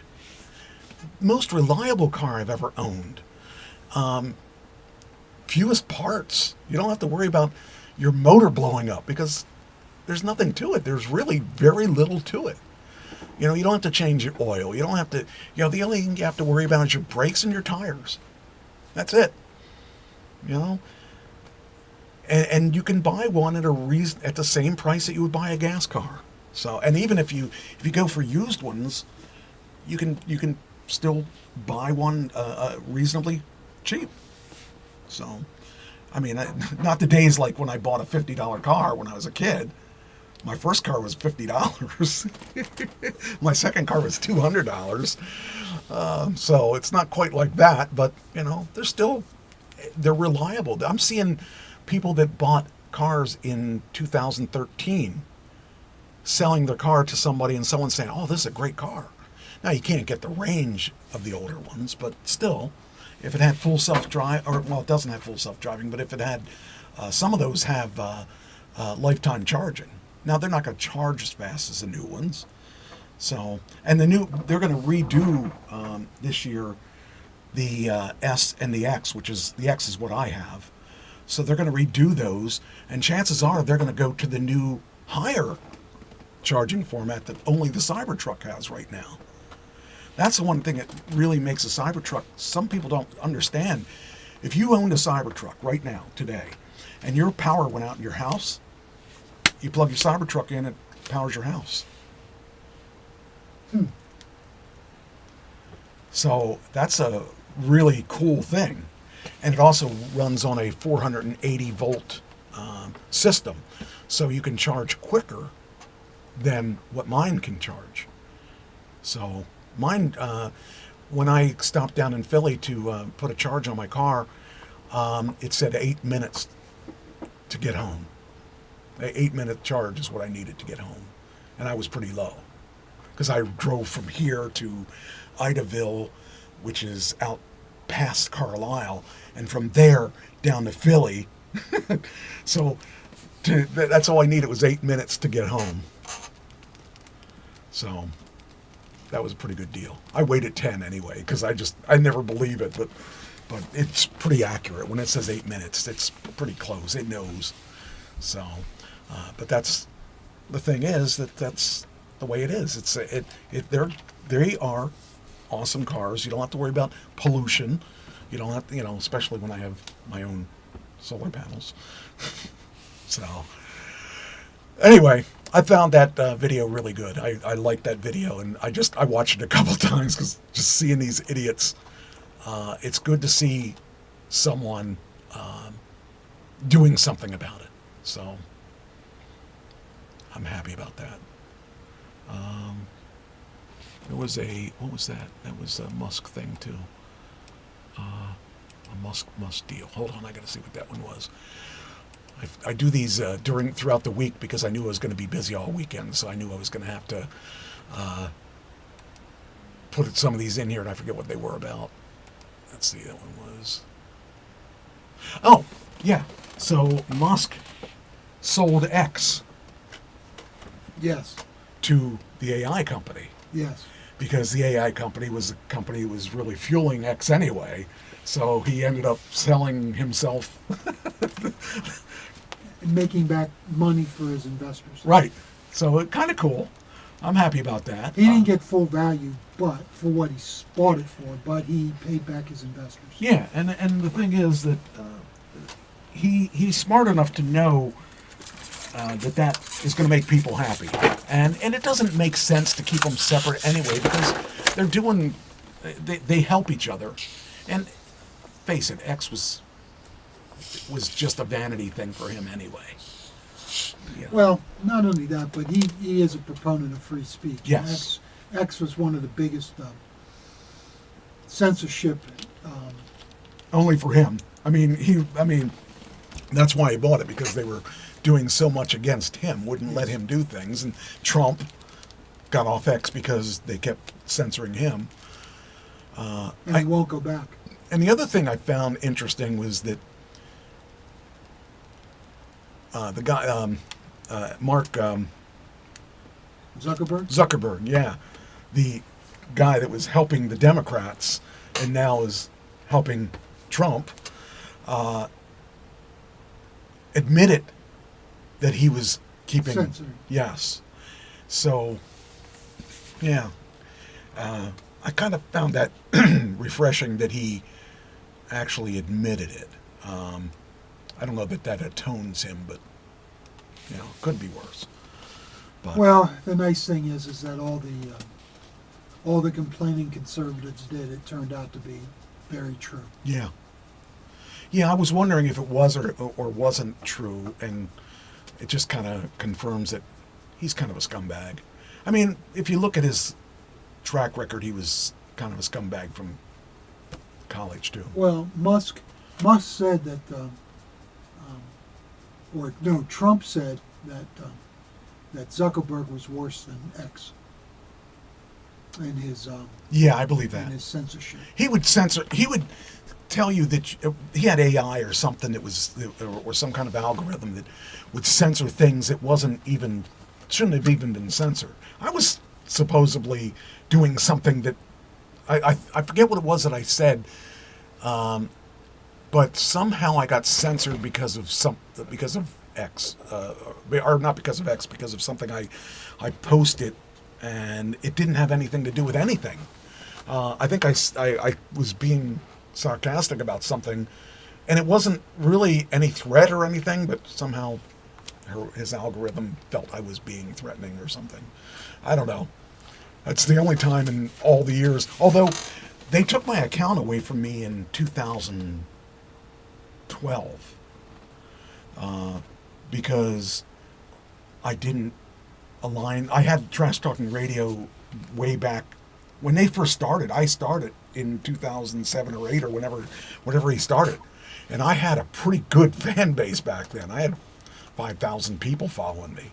And they took my account because I refused to change my Trash Talking Radio page to a personal account.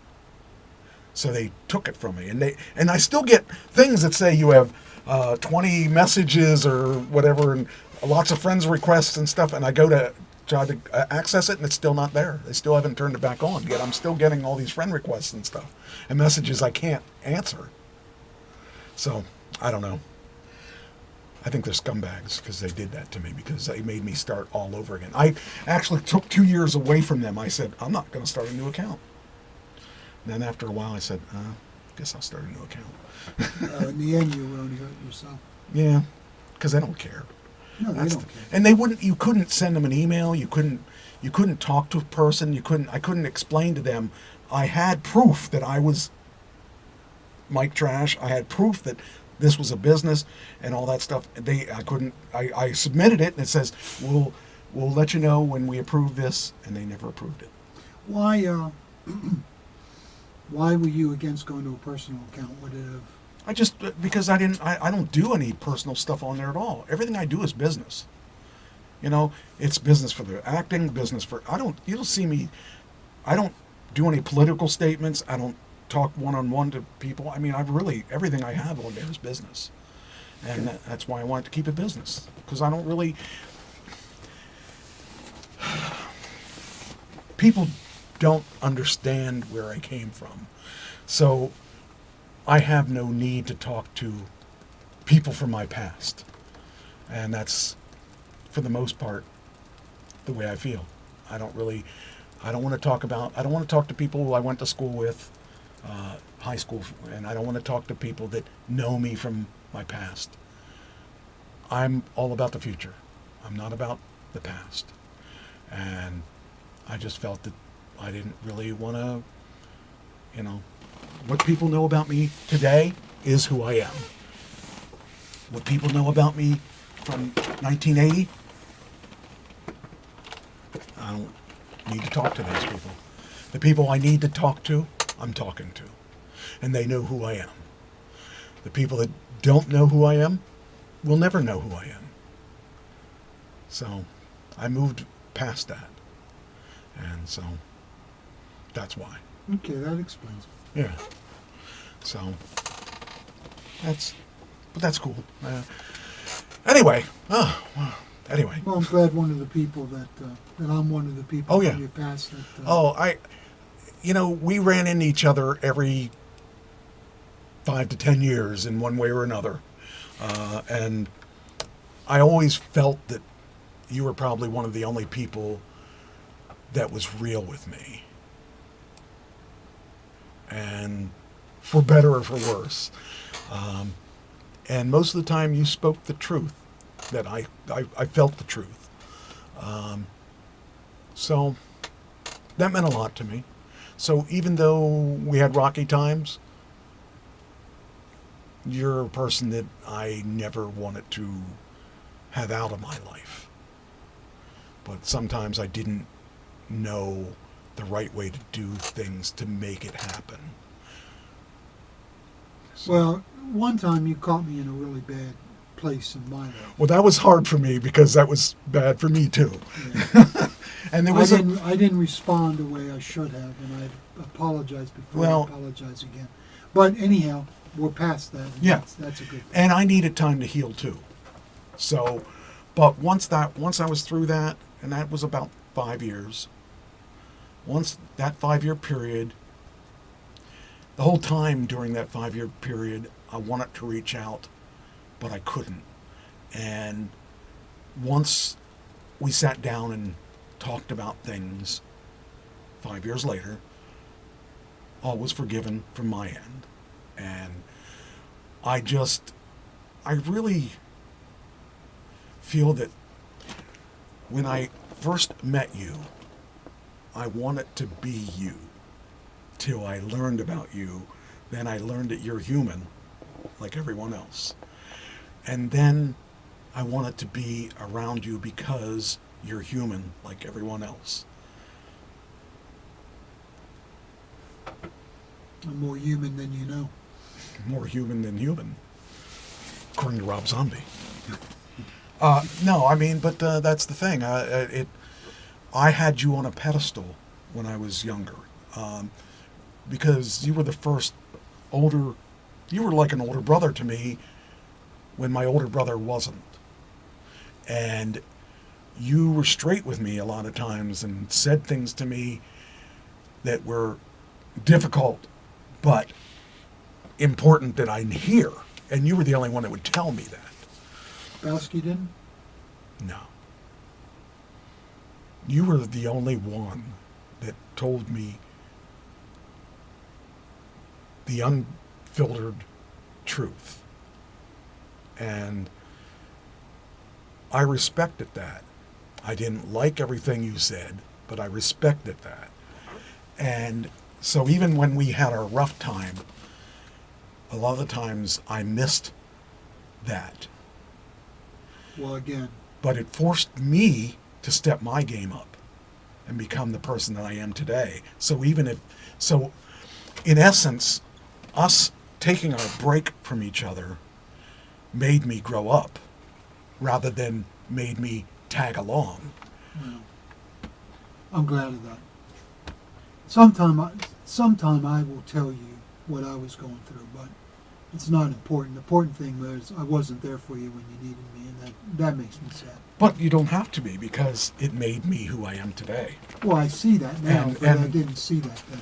Well, I didn't see it then either, but when I reflect upon it, I realize that that's the way it was supposed to be.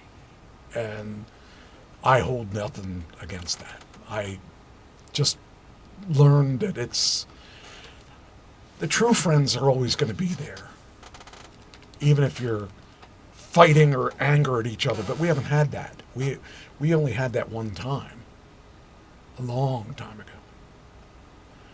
And the respect, I think, is here now because of that.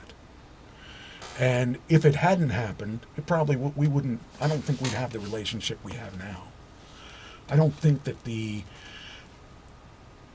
would have grown the way I did. I mean, the fact that when I got divorced the first time, that's when I wrote the song Start Not the End. I lost everything, everyone that was near me. Because when I broke up with her, everyone went to her side, even though it was her fault that we broke up. And I was truly alone for the first time in my life when that all went down. The only thing I had was my job. And so I stuck myself into the job as hard as I could. And that, in essence, paid off. But it made me stronger. It made me a little jaded. But it made me who I am today. It made me less believing in everybody and more skeptical of people. And it made me start over. It forced me to reset.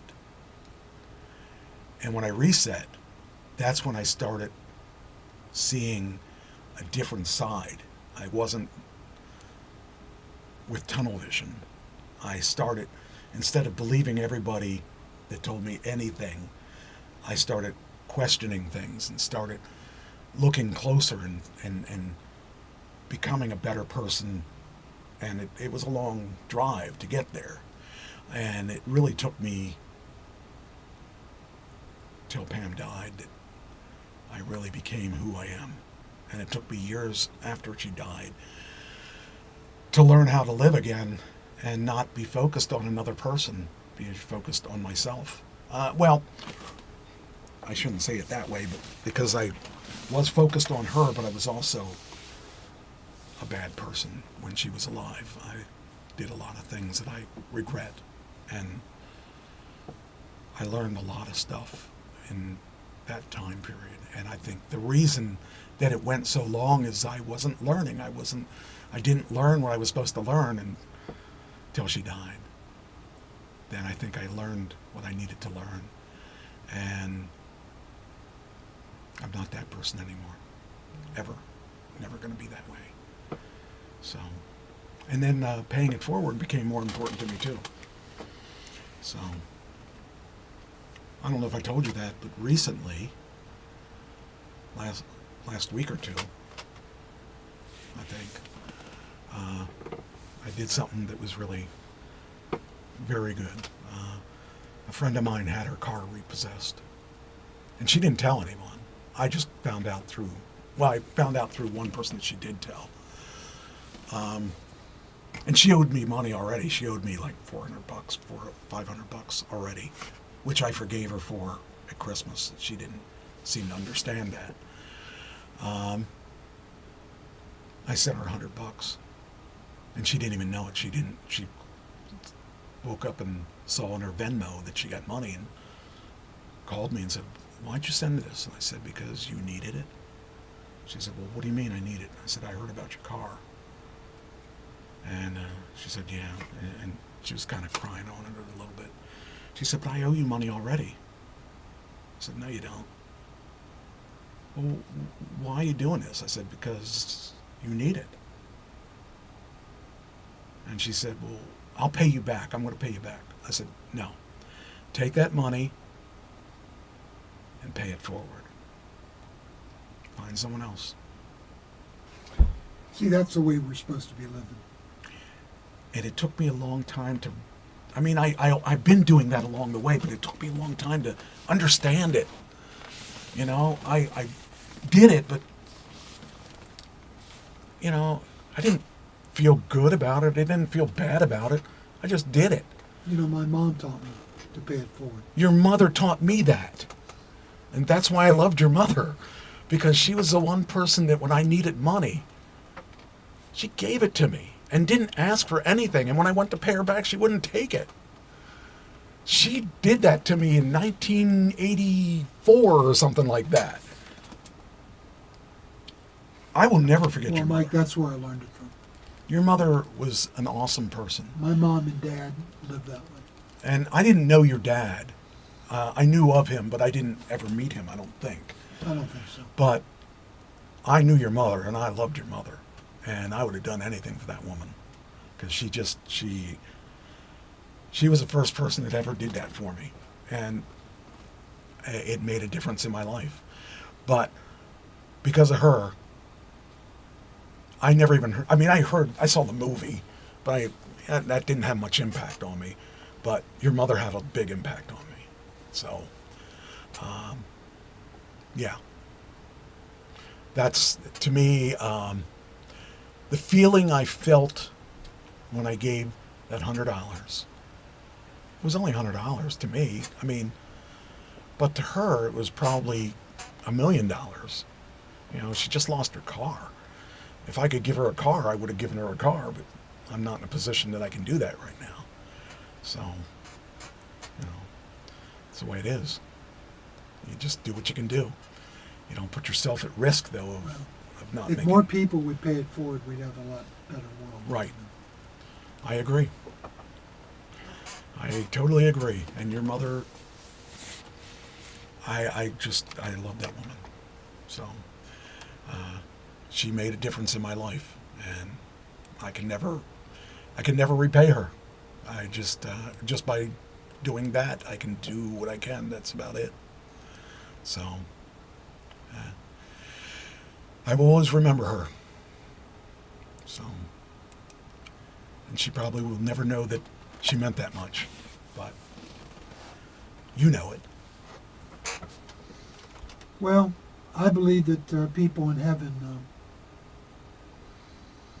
know things going on here on earth, so Well, she knows it.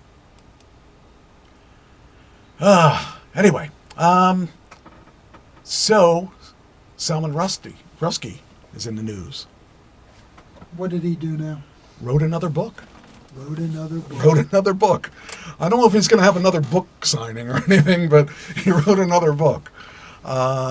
Says here that Salman Rushdie Rushdie, I guess it is, returns to fiction. Renowned author will publish his first work of fiction since the 2022 knife attack, which left him blind in one eye and left him with chronic pain. The 11th Hour is a five connected short stories and novellas due to be released in November by Random House. And it says, and follows last year's memoir of the violent episode Knife. So I found that interesting. On August 2022, the Booker Prize Award winner was starting a lecture in Western New York, and then the 24-year-old Hadi Matar ran on stage and stabbed Rushdie over a dozen times with a 10-inch blade. Rushdie spent 17 days in the hospital and lost the use of his right eye and most function of one hand. Last month, Matar was found guilty of attempted murder and assault and could face up to 25 years in prison. Good. Yeah. Since the attack, the 77-year-old author of 15 novels has described fiction writing as difficult. The Indian Natives' 1988 novel Satanic Verses, which depictions of Prophet Muhammad were seen as blasphemous by many Muslims, prompted by the then Iranian leader Ayatollah Khomeini. So that was an interesting thing that I wonder if he still has a death sentence on him. Probably. I don't know if they can ever be lifted. How did I open that? Oh, that must be the other one above that. Oh, okay. This was the see which agencies are laying off people. That's not quite what I had in mind. What do you think about? Let's talk about that a little bit. What do you think of what Musk is doing? Do you think he is doing the right thing, or do you think he's? Well, I mean, if you think about the individuals losing their jobs, that's sad. That's sad. But the federal government is bloated. Yes. Is it as bloated as what Musk is telling us? Probably not, but they're gonna end up having to hire back some of these people. Yeah. But I just I'm a vet, and I know a lot of vets are losing their jobs. Yeah. And so that's a little personal to me. Yeah. And I feel sorry for people that are close to retirement. Yes. And are counting on the last couple years to really boost their retirement up. That's sorry for me. But the bloat has to go. Yeah. Yeah, I mean, I hope that this isn't gonna mess up too many people, but boy, that if what he's saying is true, we are really bloated. I mean, well, yeah, we're more bloated than anybody knew. Yeah. And the things he's finding out about wasted money and fraud, it's just incredible. But there's no watchdog over it, apparently. Well, there's supposed to be inspector generals, but they apparently aren't doing their job. Aren't doing their job. I don't know. I just Musk has a really horrible job to do. Did you see his interview on Fox where he had these top executives working for him, which nobody knew were working for him? Everybody just thinks it's kids from his SpaceX and AI company doing this. No, these are top-level, multi-millionaire, high-level executives that are doing this, and they all have different areas that they're responsible for. Wow. And the things that they're finding are unbelievable. The waste and the fraud is unbelievable. You got to think that he the reason he is what he is he has a lean company in everything he does. A very efficient. Well, when he went to Twitter, yeah, he fired what 3/4 of the workforce, or at least 1/3 or half of the workforce, because he knew that the work could be done with with half the workforce. It's crazy when I think about that. And the things that are happening in the federal government, Mike, happen in corporate world all the time. Yes. That's It's true. just hard for these people because they thought they had lifetime jobs. Right. Yeah. Well, that's a whole other thing about term limits, too. See some of those guys lose their jobs. That would be nice. But that's a whole other thing. The Avengers recently, they're going to have a new Avengers. Did you see any Avengers stuff? Okay, that was some really good movies. If you haven't seen Just that, remember, I have a wife that doesn't like movies. oh yeah, well that's okay. Maybe you got to get rid of. No, sorry, I didn't say that. No. So what they did was Iron Man was Robert Downey Jr. Yeah. Robert Downey Jr. is going to be in the new Avengers movies. Now, Iron Man died at the end of the last movie. He's not Iron Man. He's going to be Doctor Doom, which means he's a bad guy. How are they going to pull that off since everybody knows who he is? Is he going to be... His look is a little different. Okay, so they're changing his But look. the whole fact that he's going to be in the Avengers movies as the bad guy now really is kind of amusing to me because he was a good guy before. So it's really interesting. I don't know how they're going to do it, but I'm anxious to see him now because they got my interest. I liked his character in Avengers. I liked all the Avengers, but they've changed some of them. Like Captain America's now different because he retired. Well, he went. You had to see the last movie to understand it, but he's no longer. He didn't want to do it anymore, so they wrote him in. So he looked. It looks good, and the new Captain America was in the movies before. Was in the movies. He got a promotion. So that is kind of interesting. I saw the first movie that he did as Captain America. It was interesting. They had a Red Hulk, which was a bad guy. That was interesting. So I'm hungry for Avengers. You know, when I was a kid, I never saw the Avengers. I saw Superman. I saw the DC stuff. I never saw any of the Marvel stuff. So I didn't even know these guys were around back then. But here, all these characters were apparently around back then. I was only exposed to the DC stuff, like the Batmans and the Supermans and Wonder Womans and stuff. But they Well, got it's the same with me. I was into DC. I wasn't Yeah. into Marvel. I never heard of these guys. I'm like, whoa, how am I missing all this stuff? But apparently they have a long list of guys that I never heard of. Thor, I didn't know who Thor was, and that was against your your field because those were the gods. That's okay. I'm into fantasy. Okay. Well, I would suggest if you had a chance to watch some of the Marvel stuff. The Iron Man stuff was good. The Avengers movies were good.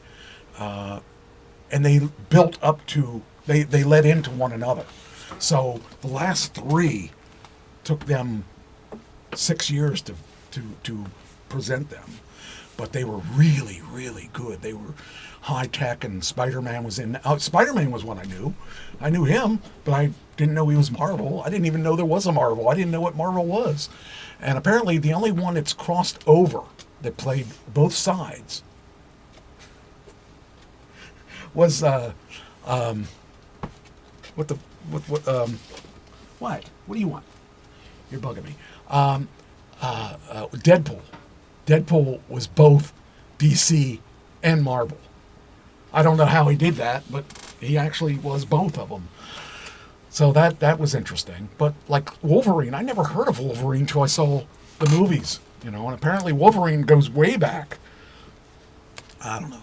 It's a good character though. I like him.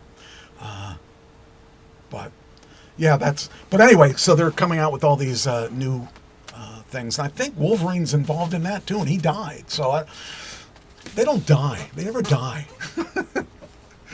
Okay, so the next one. Let's see. So Marvel, okay, that one's that one. Get rid of that one. Yeah, here we go. Nielsen ratings. Here we go. The Nielsen rating says Nielsen said in its weekly update Thursday, last week's champ Netflix, Robert De Niro's political thriller Zero Day fell a spot to 1.47 billion as the number one and number two series swap places in the most recent week with Running Point. So it's up there. It's doing really well. I mean, geez, that's crazy to think that 1.47 billion people watched it. It's a lot of people. That's a lot. So that's interesting. Last week we talked about Snow White, I think. I think we talked about Snow White. It's now officially the world's worst movie of all time on IMDb. Working Man opens to 15 million, beats Snow White.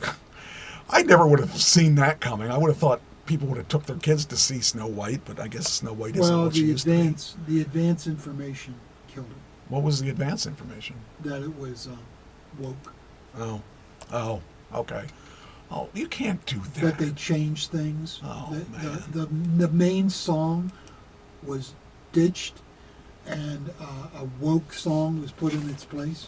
You mean the hi-oh, hi-oh? Yeah. Off to Well, work we go, in or other something words, like she sings that she doesn't need a man, she doesn't need a prince, she's her own person, Oh, and she doesn't need anybody.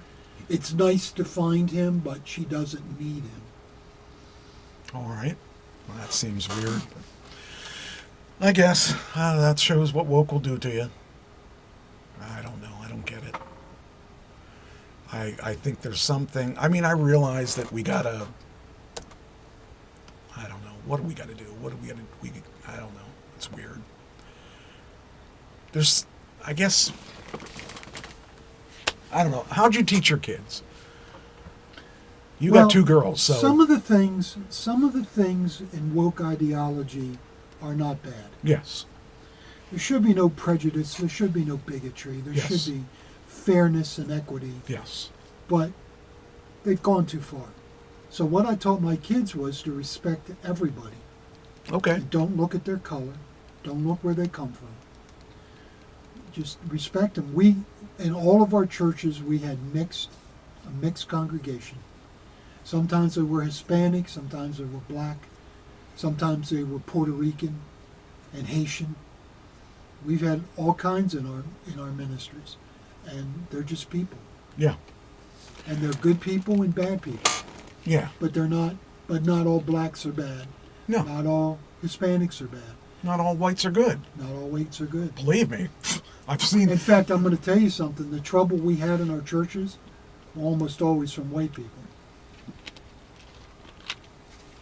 I believe that.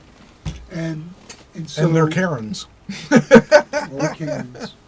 You know, my kids grew up worked around social service clients, around poverty, around poor neighborhoods. We were always in the worst of neighborhoods. We were always around poverty, and people who most of our people didn't read well. Okay. So I started putting up scripture verses on PowerPoint. Oh, Because wow. and reading them instead of them getting in the Bible, because they didn't know the Bible, they didn't know where these verses were, they couldn't read them anyhow. So I changed my whole way of doing services to where everything was on PowerPoint, Okay. and I'd preach off of PowerPoint. I didn't have notes. I stopped doing notes. I stopped writing out my sermons, and would just go off of PowerPoint. So my kids got exposed to this. And they did Christmas, and they would run into people that were very grateful for Christmas presents for their kids. I mean, in Wilkes-Barre, we did 1,500 families. Wow. I remember as a kid, we used to go to Steelton, and my parents would get us gifts from the whatever the charity was. Organization. Yeah. Yeah. Well, that's it, and that's what we did. Yeah. Now it's big in the Salvation Army, and they would run into people that were very grateful. And they would run into people that screamed, yelled, rant, and raved because they didn't get enough toys, or screamed, yelled, rant, and raved because we made a mistake and gave them male toys instead of little girl toys. and then we'd fix it. But they had to have their rant and rave and Yeah. accusing us.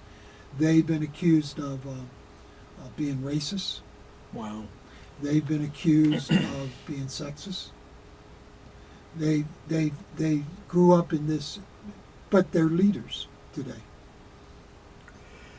And I think it's probably the best education they could have gotten, better than school, is being with us and doing what we did.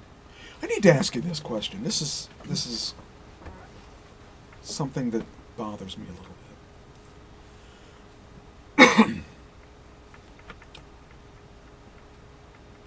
I drove by a church the other day and it said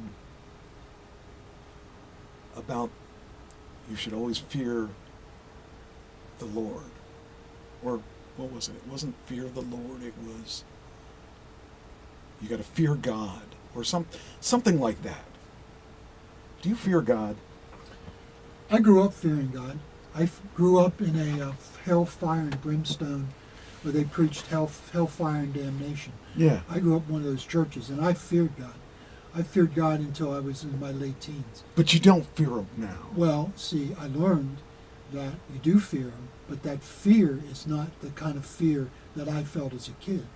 It's respect. That's what I say. See, you know, Mike, that God could, if he wanted to, throw you straight into hell. I understand that. He could do it. But the respect is that's not who he is. Right. See, this is the thing. The thing that gets me. It was God-fearing man. That's what it was. I saw that on a sign in front of a church. And I was thinking about that for a while. I mean, I've thought about this over the years too. This is something that,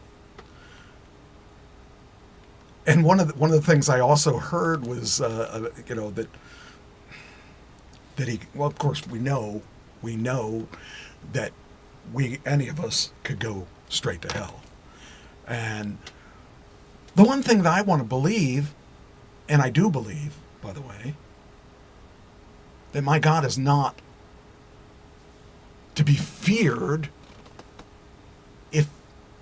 because, how do I want to say this? I got to be careful how I say this because it could come out wrong. I don't want it to come out wrong. I have a point that I'm going to make.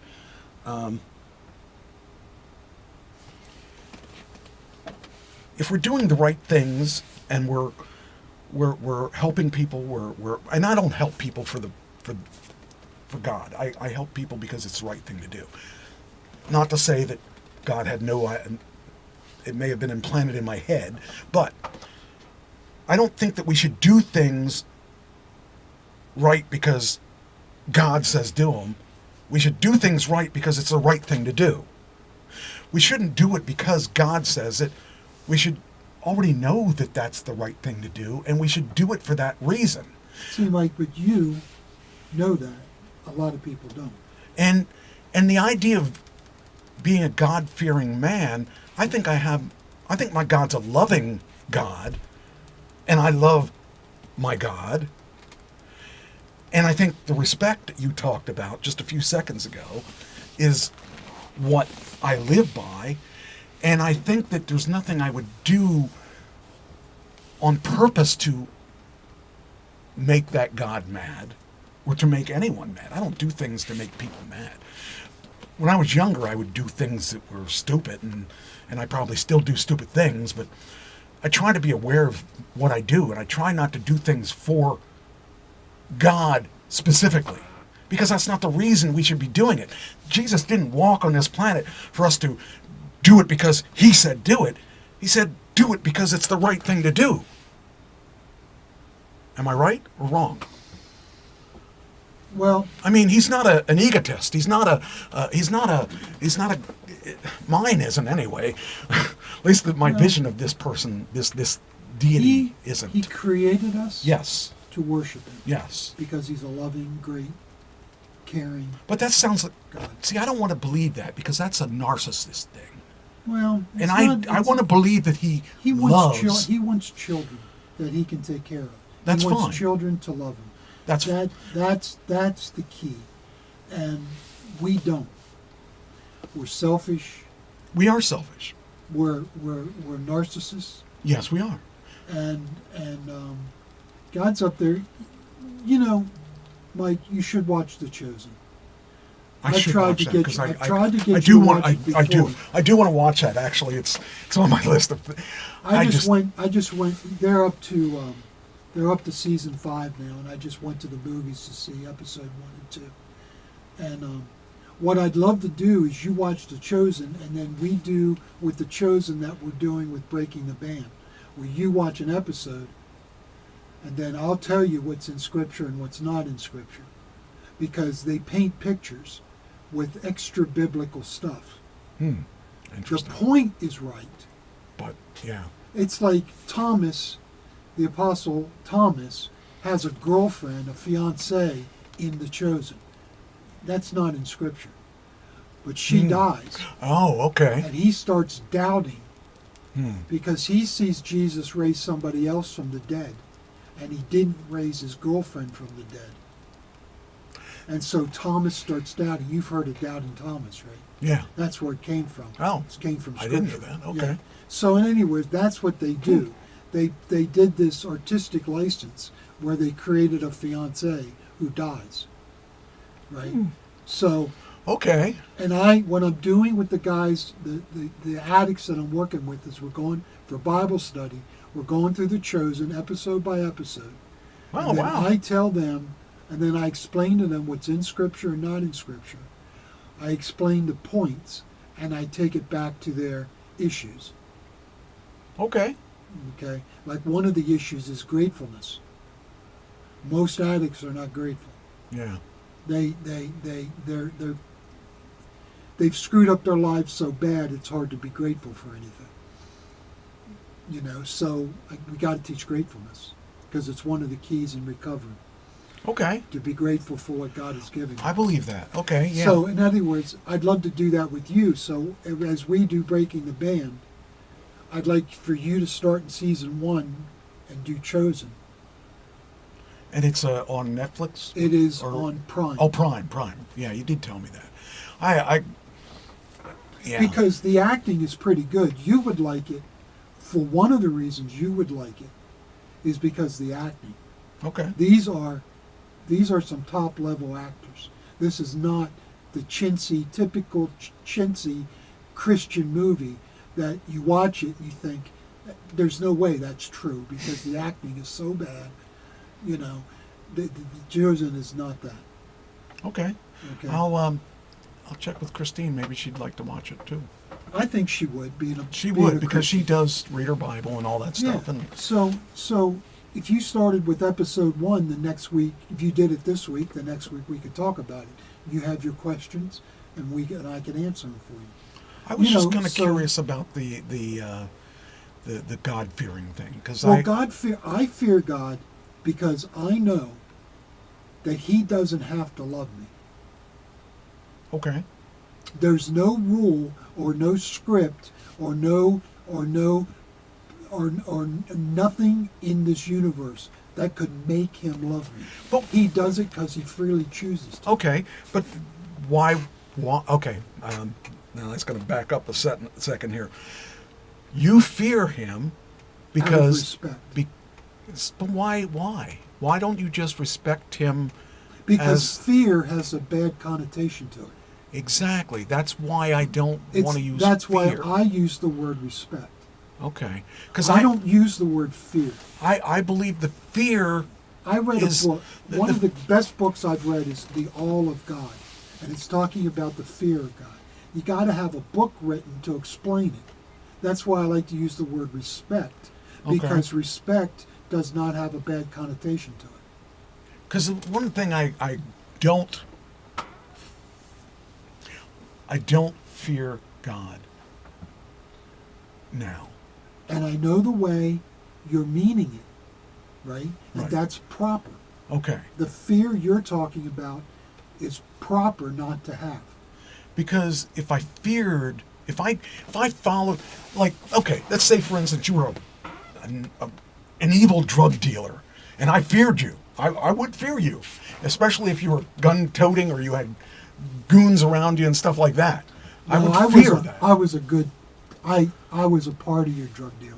I never carried a gun or a knife. See, but you know, that I would I've been fear. chased by a gun. I'd be fearing someone if I was afraid of the worst thing happening, or Bad- that it could happen. Bad connotation on the word. The word. Right. The word fear in Scripture in God's economy does not mean the kind of fear you're talking about. Okay.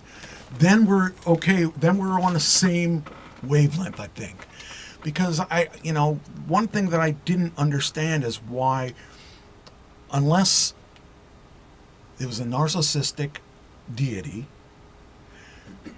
I shouldn't have to fear them. I should have to love them. And not forced love, like, you better love me or you're out of this house. That type of fatherly love that he would kick you out of the house if you didn't love him or whatever, But I want to willingly follow someone because it's the right thing to do, not because I fear dying and going to hell. If you had a father that loved you unconditionally, you would fear disappointing him. Yes. That's the kind of fear that is in God's economy. He wants to love us to the point that we fear disappointing him. We don't live, most of us don't live with a fear of disappointing God. In other words, we want man's approval, but we don't want God's approval. The whole point of being a believer is to want God's approval over man's approval, because we don't want to disappoint him. I have a healthy fear of disappointing my God. So in this conversation, inside my head, I'm saying, what can I say to Mike to get this point across? Because I don't want you to come off with a bad feeling towards my God. I don't have one. But that's a healthy fear of disappointing my God. Not saying the right thing at this particular moment. But in the same sense, see, that's if why you I walk use the around, word respect, Mike. right? Because that's it's a better different. Word. Because it's a better word. Because I don't fear disappointing my God. I know I'm going to disappoint my God. It happens. It just we all do, and that's Sure, the we're reality human. of it. That's how you decided I wasn't perfect, that I was human. Yes. Okay? That's the same thing. I know I'm not perfect. I'm going to disappoint my God, but I don't want to. Right. And I certainly don't want to. And I try. The thing that I don't consciously think, oh, is God going to like this or not? I don't. Well, see, I do. But what I do is say, is this the right thing to do or not? Because I'm going to make a bad decision at any given time, and I'm going to have to probably ask for forgiveness. And it's not on purpose that I made that mistake sometimes, usually. I don't think I do. But there are things that I probably do that... Sometimes you do things you want to do yes. that's against what God wants. And at that point, you say, I'm not perfect. I don't do it on purpose. I don't do it with the intent of, well, I'm not perfect, so I'm going to do it. I just do things that are wrong sometimes, and we all do. And I realize that. But I don't sit here and say, oh, he's going to hate me for this. I'm past that. I believe that I do things right a lot of the time. And I know I do things wrong some of the times. And I try not to, and I try to do good things, not because I love God. I do them because it's the thing that I should be doing. And I feel that that's really the way we should do it. We shouldn't do it because of someone else. We should do it because it's the right thing to do. That's what Jesus would want us to do, I think. And I might be wrong there, because that might be one of the wrong things that I'm doing.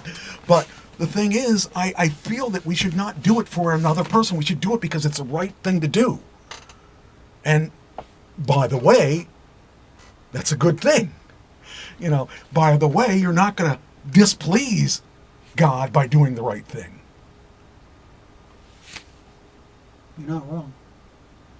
Now, you might displease him by not doing it in his glory. But what is glory anyway? I mean, if you're doing the right thing, it's intent. if you're doing the right thing, then in essence you're doing it sideways in his glory, but you're not doing it for him. You're doing it because it's the right thing to do. They can be connected, but they don't have to be. So I preach to bring God glory. Yes. And yes, that's understandable. That makes sense. Yes. Okay. So, and I love my wife because I want to. It's the right thing to do. Yes. Yes. And it brings God glory as a byproduct. Yes, that's what I'm saying. That's what I'm saying. All these people, this one woman, oh, she drives me crazy. All these times she says, I know you're not a Christian, so you don't understand this. I said, well, what makes you think that? Well, because you don't ever talk about God. Do I need to talk to you about God since you're a Christian? Do I need to, what are we going to do? Just recite verses back and forth? Is that what it is? Or is that you're judging me because I don't go around preaching to everyone? How can you judge me? First off, if you want to talk about putting sins side by side, we don't want to go there because you being the Bible thumper, you should be doing a little bit better than you are. I don't drink. I don't do illegal drugs. I don't talk about other people. I don't. Mike, you live a pretty good life. I do. You know, and there's a lot of realizations I've had. Your sins are what we all fight with: narcissism, selfishness. Yes. And I try not to be that selfish, but you know. But you live a pretty good life. Yes. You would fit into church very well because your basic lifestyle fits into a Christian world. You'd do very well in a church if you'd ever decide to go. But a lot of people don't do that, Mike. There's a whole lot of people out there that don't live by any code of conduct that's any remotely close to what God asks us to do. And you know, the thing that I feel is very important is that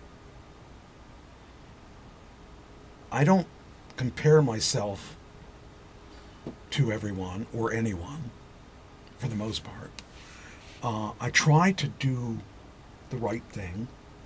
I mean, obviously being human, I can't be 100% like that, but I try to be empathetic. I try to help others. There are a lot of times that I feel that I'm selfish and I shouldn't be. There are a lot of times I try to understand things that why other people do some things that they do. I've come from a really weird background and less than conventional things that I've been through. I've tried a lot of things that I would not try again, as we all have in our lives. I try not to judge others. I try to be a positive role model, except when I'm a bad guy in wrestling, but that's another story. I feel that people can't live up to what I would say is my standard, but I accept that. But I also can't live up to other people's standards, and I accept that. And I don't try to do that. I don't try to live up to somebody else's standard. I live up to my standard because I know what I'm capable of. I know what people. Well, I don't know what other people are capable of. I don't know what other people have been through. I know what I've been through. I've been through some pretty crappy stuff, but I've been through some pretty awesome stuff too. And to me, it's important to be the best person you can be, because I was a pretty crappy person for years and years. and I don't want to be that person anymore. Well, let's say you went to church. You would find people in church that are better than you, that you would admire, that you would want to look up to, that live a life that is better than most people. And then you're going to find people in a church that you not going to church, you look at it and think, wait a minute, you've been a Christian for 35 years and you live like this and you talk like this and you act like this. In other words, church has all kinds of people in it. And as a pastor, that's very frustrating. Especially when you run into people that have been Christian their whole life and they're not very mature. Yeah. And they do things and say things. I mean, I've had letters written against me by people who just didn't like a decision that I make. They write to my divisional commander, my pastor, and my boss. They write to them. I mean, I've had all kinds of stuff like that happen. And it's disappointing. But you know what? They're just human. Mm-hmm. And I'm called to love them anyhow. Because God loves them. Now, he doesn't like them sometimes. See, there's a difference, right? Sometimes he doesn't like me very much. But he always loves me. I was going to say that I don't think he ever doesn't like you. He doesn't like some of the things you do. Well, that is more technically the point. Yeah. He gets disappointed in my actions. Yeah, I believe that. But he also gets disappointed in the intent of my heart. You know, like when I started abusing marijuana about three years ago on medical marijuana, my intent, if I'm honest with myself, was I wanted to go back to when I was in my early 20s getting high. I wanted to go back there. I wanted to watch Cheech and Chong movies and laugh my butt off. You know, I wanted that. I wanted to be stoned. He was very disappointed in the intent of my heart. Okay. So, but he loved me. Yeah. He never stopped loving me. He was disappointed. He brought consequences. I had to go to treatment in Phoenix, Arizona. Yeah. I was there for about a third of a year going through treatment. But I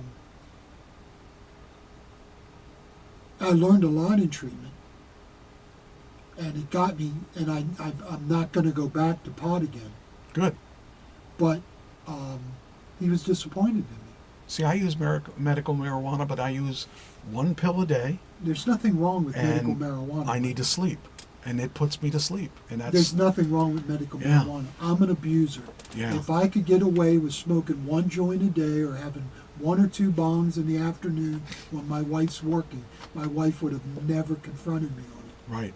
It would have never been an issue. I never used it till 2018 was the first time. Mike, when I started using, it wasn't long before I was getting high from the moment I got up to the moment I went to bed. I couldn't do. See, I got high. I am an addict. I got high accidentally one time by taking an extra one, and I didn't like it. I just did not like it. See, I'm an addict. I love it. I do not want to do that. I actually took Percocet too many times one time, and I said, I don't like this. Well, I don't know what. I don't get what people feel. I don't understand. I don't understand. Percocets. I don't understand marijuana either, because my band, they all smoke. I don't get it. I just am not even interested.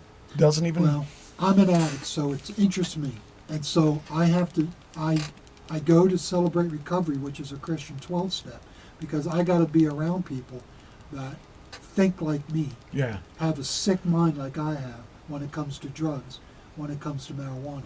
I'm not interested in acid. I'm not interested in barbiturates. I'm not interested in speed. But pot, I am interested in. And I disappoint my God when I start thinking about getting high. I disappoint my God because he spent a lot of money getting me clean and sober. When I That trip to Phoenix, Arizona cost the Salvation Army about $125,000. wow, Because I went to a high-class treatment facility, $17,000 a week. that's crazy. You know, So I got the best treatment this country can offer, right? Because the Army was good to me.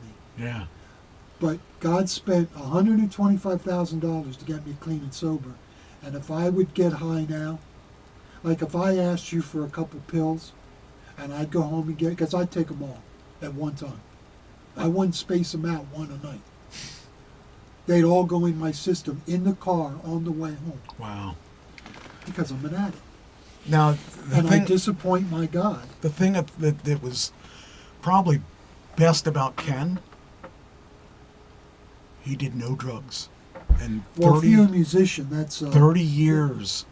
for a 30, musician, that's hard. he and I were together 37 and a half years, and neither of us got high the whole time, because that was one reason we stayed as a duet. We didn't. I've seen so many bands break up because of alcohol, because of drugs and all that stuff. Well, and- just look at Breaking the Band. And Yeah. almost every band we Yeah. did so far, Well, look drugs at, and alcohol. Look at Aerosmith. Look at Aerosmith. Aerosmith. Jesus, guys, how could they be alive yet after all the stuff they did? All the wealth they had, they snorted, smoked, and drank away. Crazy.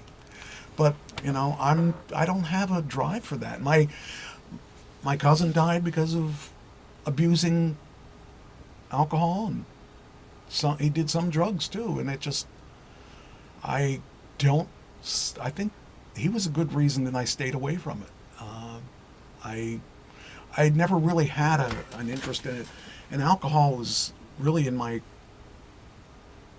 family, not my, I mean, my grandfather, my father. My father quit drinking cold turkey when I was probably about 14. And my grandfather, I remember he quit drinking, and it was the funniest thing. It's like he had this trailer, and my cousin had promised to paint the porch over and over again, and he never did it. I said, look, I'll do it. So I did it. And after I got done painting it, I was all proud and I was all happy because I accomplished something. And I put the paint on the ladder and carried it inside the house, and the paint fell off the ladder onto his brand new carpet. And I heard him say, "What was that?" And he walked down the hall, and I thought, I'm dead. I'm dead. He was the most unreasonable person I ever knew. He came out there and he saw the paint. He said, "Clean it up. Don't worry about it." I'm like, what? Who are you? I was shocked, but he had quit drinking and really kind of surprised me. And I was, That's what alcohol can do to you. he was turned and became a different person. So.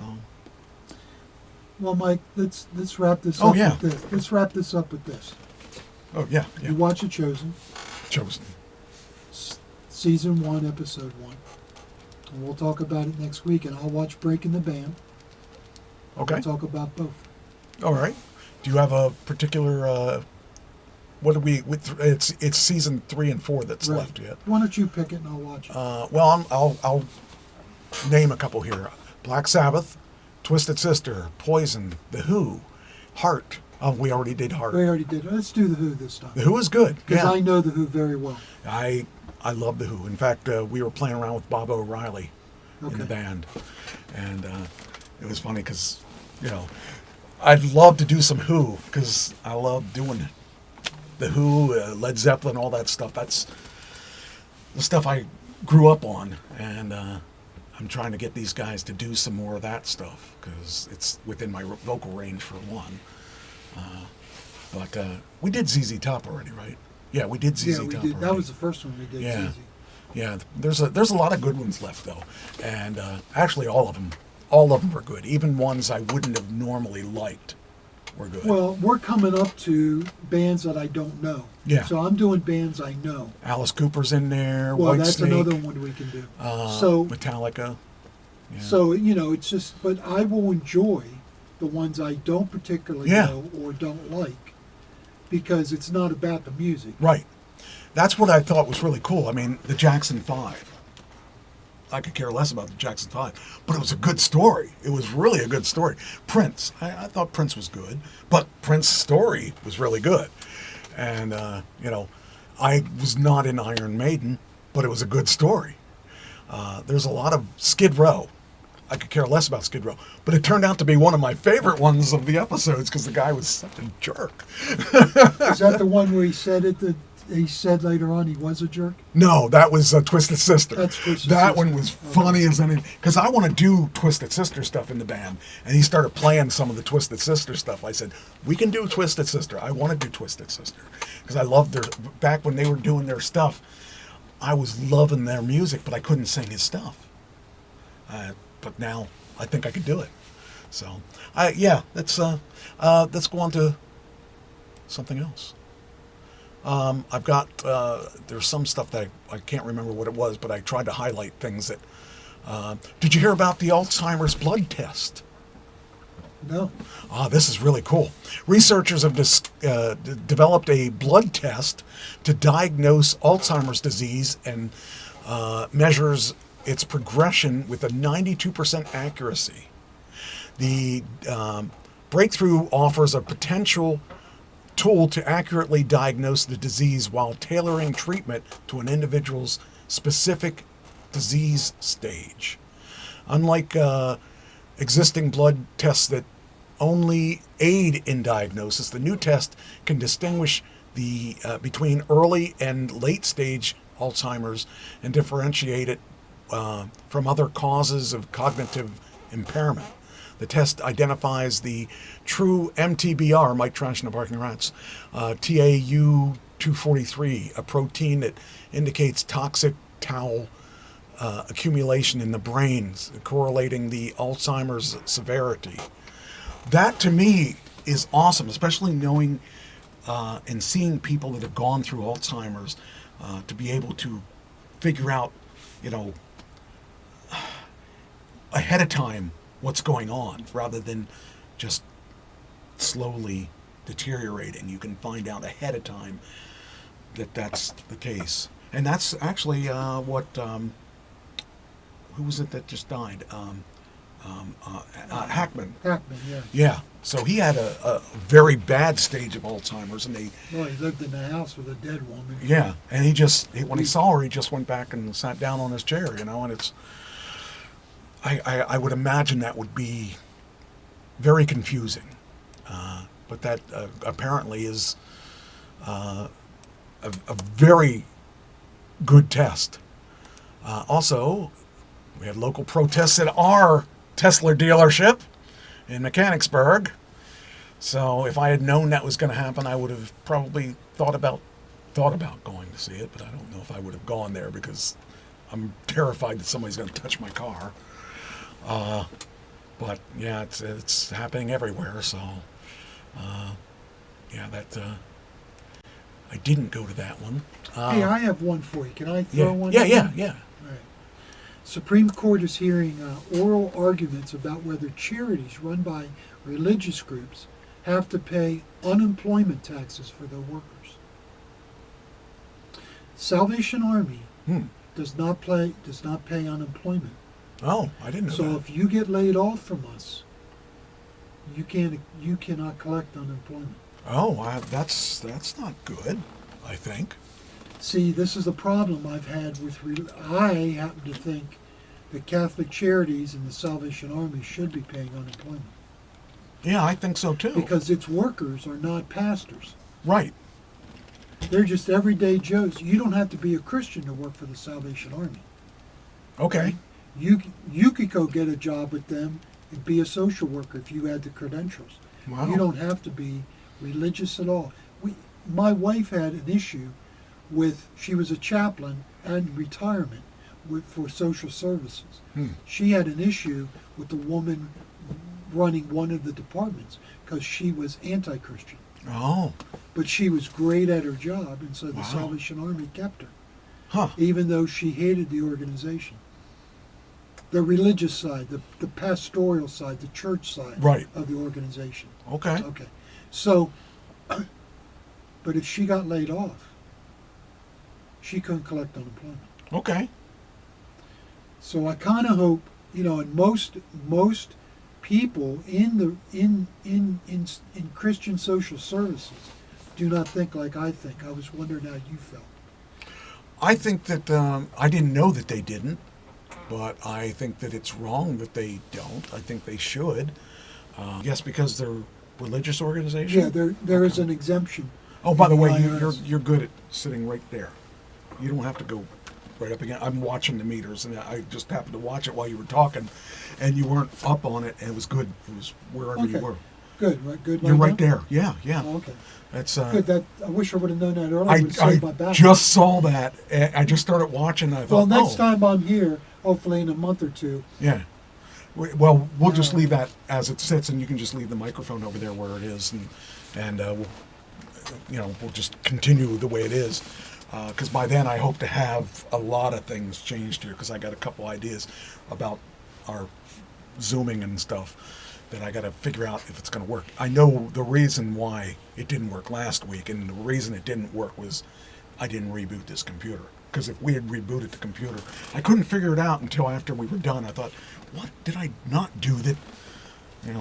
That's the problem. This system, this software, I had problems years ago, and I forgot all about it. And I've been rebooting every day or every week, except for the past couple of weeks, which is when we had our problems. So anyway, but yeah, I didn't know that. That's an interesting thing, though. So I hope the Supreme Court rules, even though it's a conservative court. Yeah. I hope they rule that exemption Yes. that Christian social service organizations have Right. goes away. Yeah, that sounds weird that they would have that. I'm kind of surprised. I didn't I don't know realize the that. history. I wish I did know the history, but I don't know the history. All I know is that so many employees with the Salvation Army get let go, Yeah. and then they come back and say, why can't they go to unemployment? Right. And unemployment says, I can't help you because You don't pay in. you don't pay in. Your organization didn't pay in. I can't help you. Right. Huh. Well, here's an That's art. like a double whammy. We let you go, Yeah, and you don't get and any then money. you can't collect unemployment. Here's a story that you should be able to relate to. You were a prison guard, Yes, or what? No, I was a treatment specialist.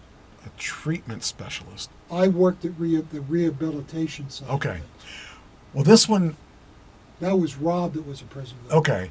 Well, I knew that you both worked. In a prison. Yes. Okay, I'll try it that way. Proposal aims to jam cell phone signals in prison.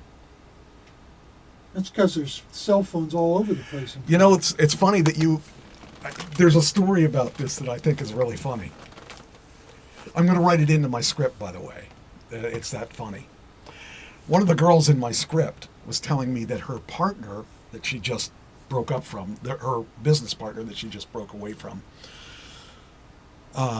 is dating an inmate that she never met. And it sparked a whole conversation about Charles Manson having girlfriends and all these guys that get girlfriends from you caused a lot of people. They want to marry them. Yeah, and anyway, so this person wants to marry this guy. She's never met him. I mean, never dated him per se. And this guy apparently is cheating on her with another woman, apparently, or whatever, whatever that is. But anyway, when I saw this article, it cracked me up because I thought they already did that. I thought you're not supposed to have phones, right? There are drugs in prison. There are phones in prison. Yeah. There are knives and sheaths in prison. Yes.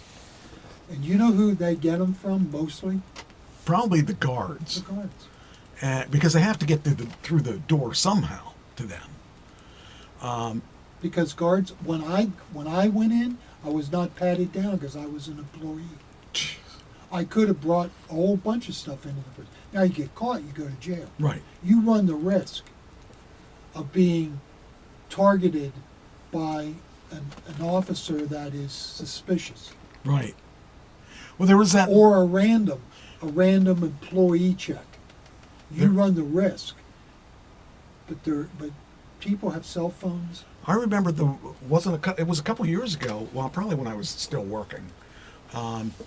There was a guy in Pennsylvania state prison who escaped from the state prison.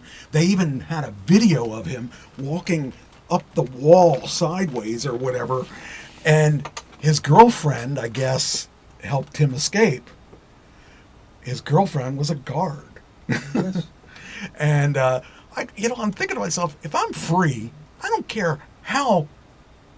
First off, I'm not dating someone in prison. If I work in a prison, especially, I'm not going to date someone in prison. But I just trying to understand the mentality. Okay, your world gets very small in a prison. Your world. Yeah. Your world is guards, treatment specialists, and other inmates. Yes. And so you form relationships, right? And some of them are healthy, and some of them are not healthy. Yes. And she ended up going to jail because of him. Yeah.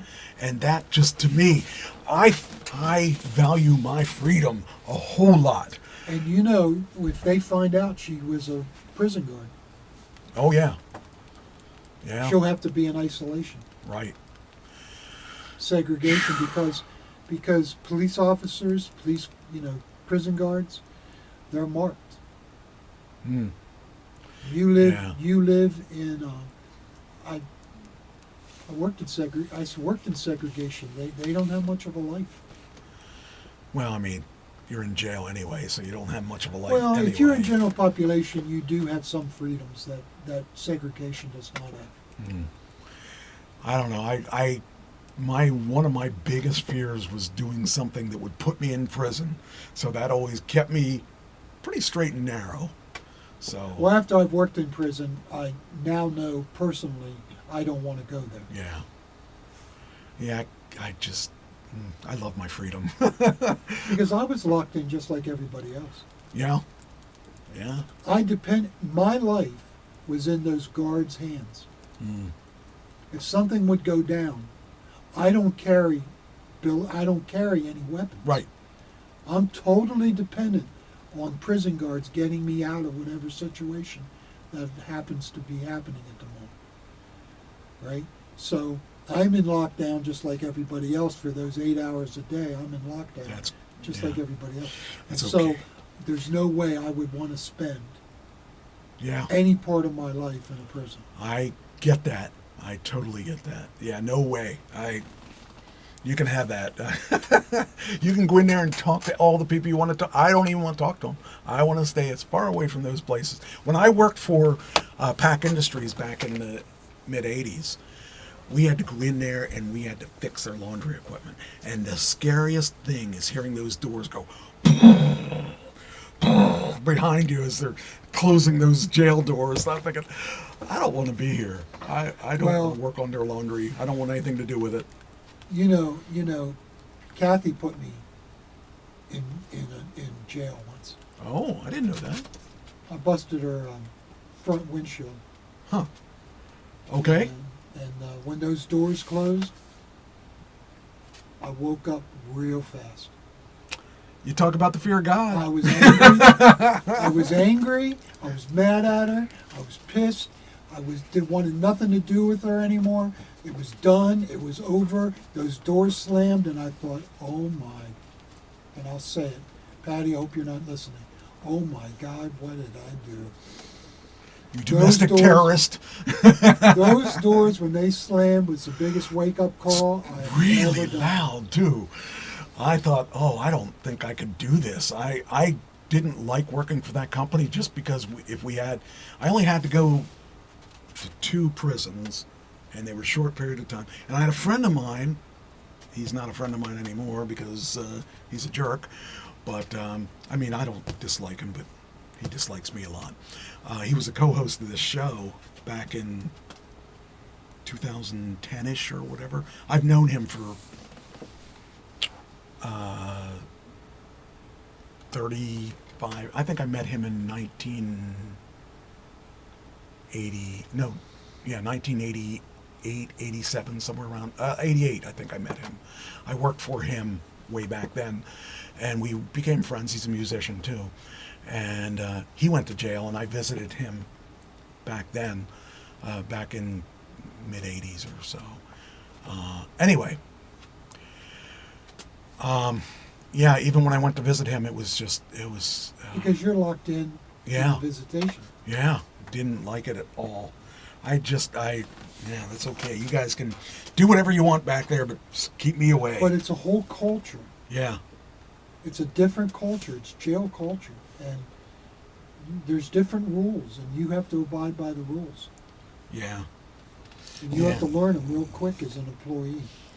Yeah, I definitely didn't feel comfortable there. I was glad when I stopped working for that company and didn't have to go there anymore. I only had to go there twice, but it was the only other time was when I went to see Guy. But Guy doesn't want anything to do with me now because he was in a bad situation and I wouldn't let him live here. I left him live with me once back in the late 80s, or no, when was that? Where was I? It was in the trailer, so it had to be, it was early 80s. I let him live with me, or early 90s. I let him live with me, and he couldn't abide by what I asked him to do, and so I insisted that he find another place. But when I had him on the show, that was after that, so I forgave him for all that stuff, and he got out of jail and wanted to live here, and I wasn't going to let him live here, and I learned my lesson. Like I asked him to do certain things, like I wanted to make sure he didn't let my dog out, and he would come in the middle of the night. I wanted him in by a certain time so that I didn't have to deal with it, and he couldn't live by the simplest rules, and I could never let him live here. But he got mad at me, and I asked him then I let him use a computer while I was on the show, and I asked him for the computer back and stuff when he said he was going to move to Philadelphia again.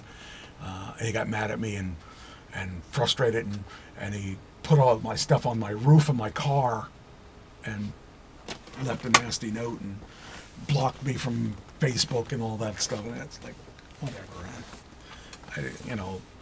You can't be mad at someone because they ask for their stuff back. I mean, geez, I asked you, I said you could use this stuff while you're on my radio show. If you're not on my radio show anymore, I want my stuff back. yeah, I mean, but in retrospect, I wish I would have let him have it because I didn't really need it that bad. I just, at that point, I was going through some stuff myself and didn't understand the concept of taking care of other people. So, anyway, It's about that time. I didn't realize it was. Let me get this going. Yeah, I guess we can go. We can quit here. The rest of the stuff is good for next week. So, all right. Well, I'm glad you actually got to make it over here again, and I'm looking forward to the next time you make it. And Well, I like being here a lot better than I like being in well, Cincinnati. it's good because we see each other in person. There's no delay. There's no volume problems. You can see everything. It's much easier for both of us. And of course, I can check to see if the sound is good. And Well, if there's any equipment that I could get to make it better, I'm willing to do that. I don't think it's on your end. I think the problem is the technology. We're doing things we're not supposed to be doing. There is one thing I do want to try to do, and that is this does have a caller built in. I want to try that. So maybe try it if I can. Oh man, I'm not gonna have time this week though. We'll have to try. I'm just super busy right now, so it's. We gotta try that though, because if that may actually solve the problem. If I can have you dial into the number that's assigned to this software, you might come up exactly the way we need it instead of having to double computerize it. I can do it on one computer then. So we'll have to try that. Anyway, all right, I guess it's time to go. It's time to say goodbye and thank everybody for listening in, and I hope you have a good week and see you next week.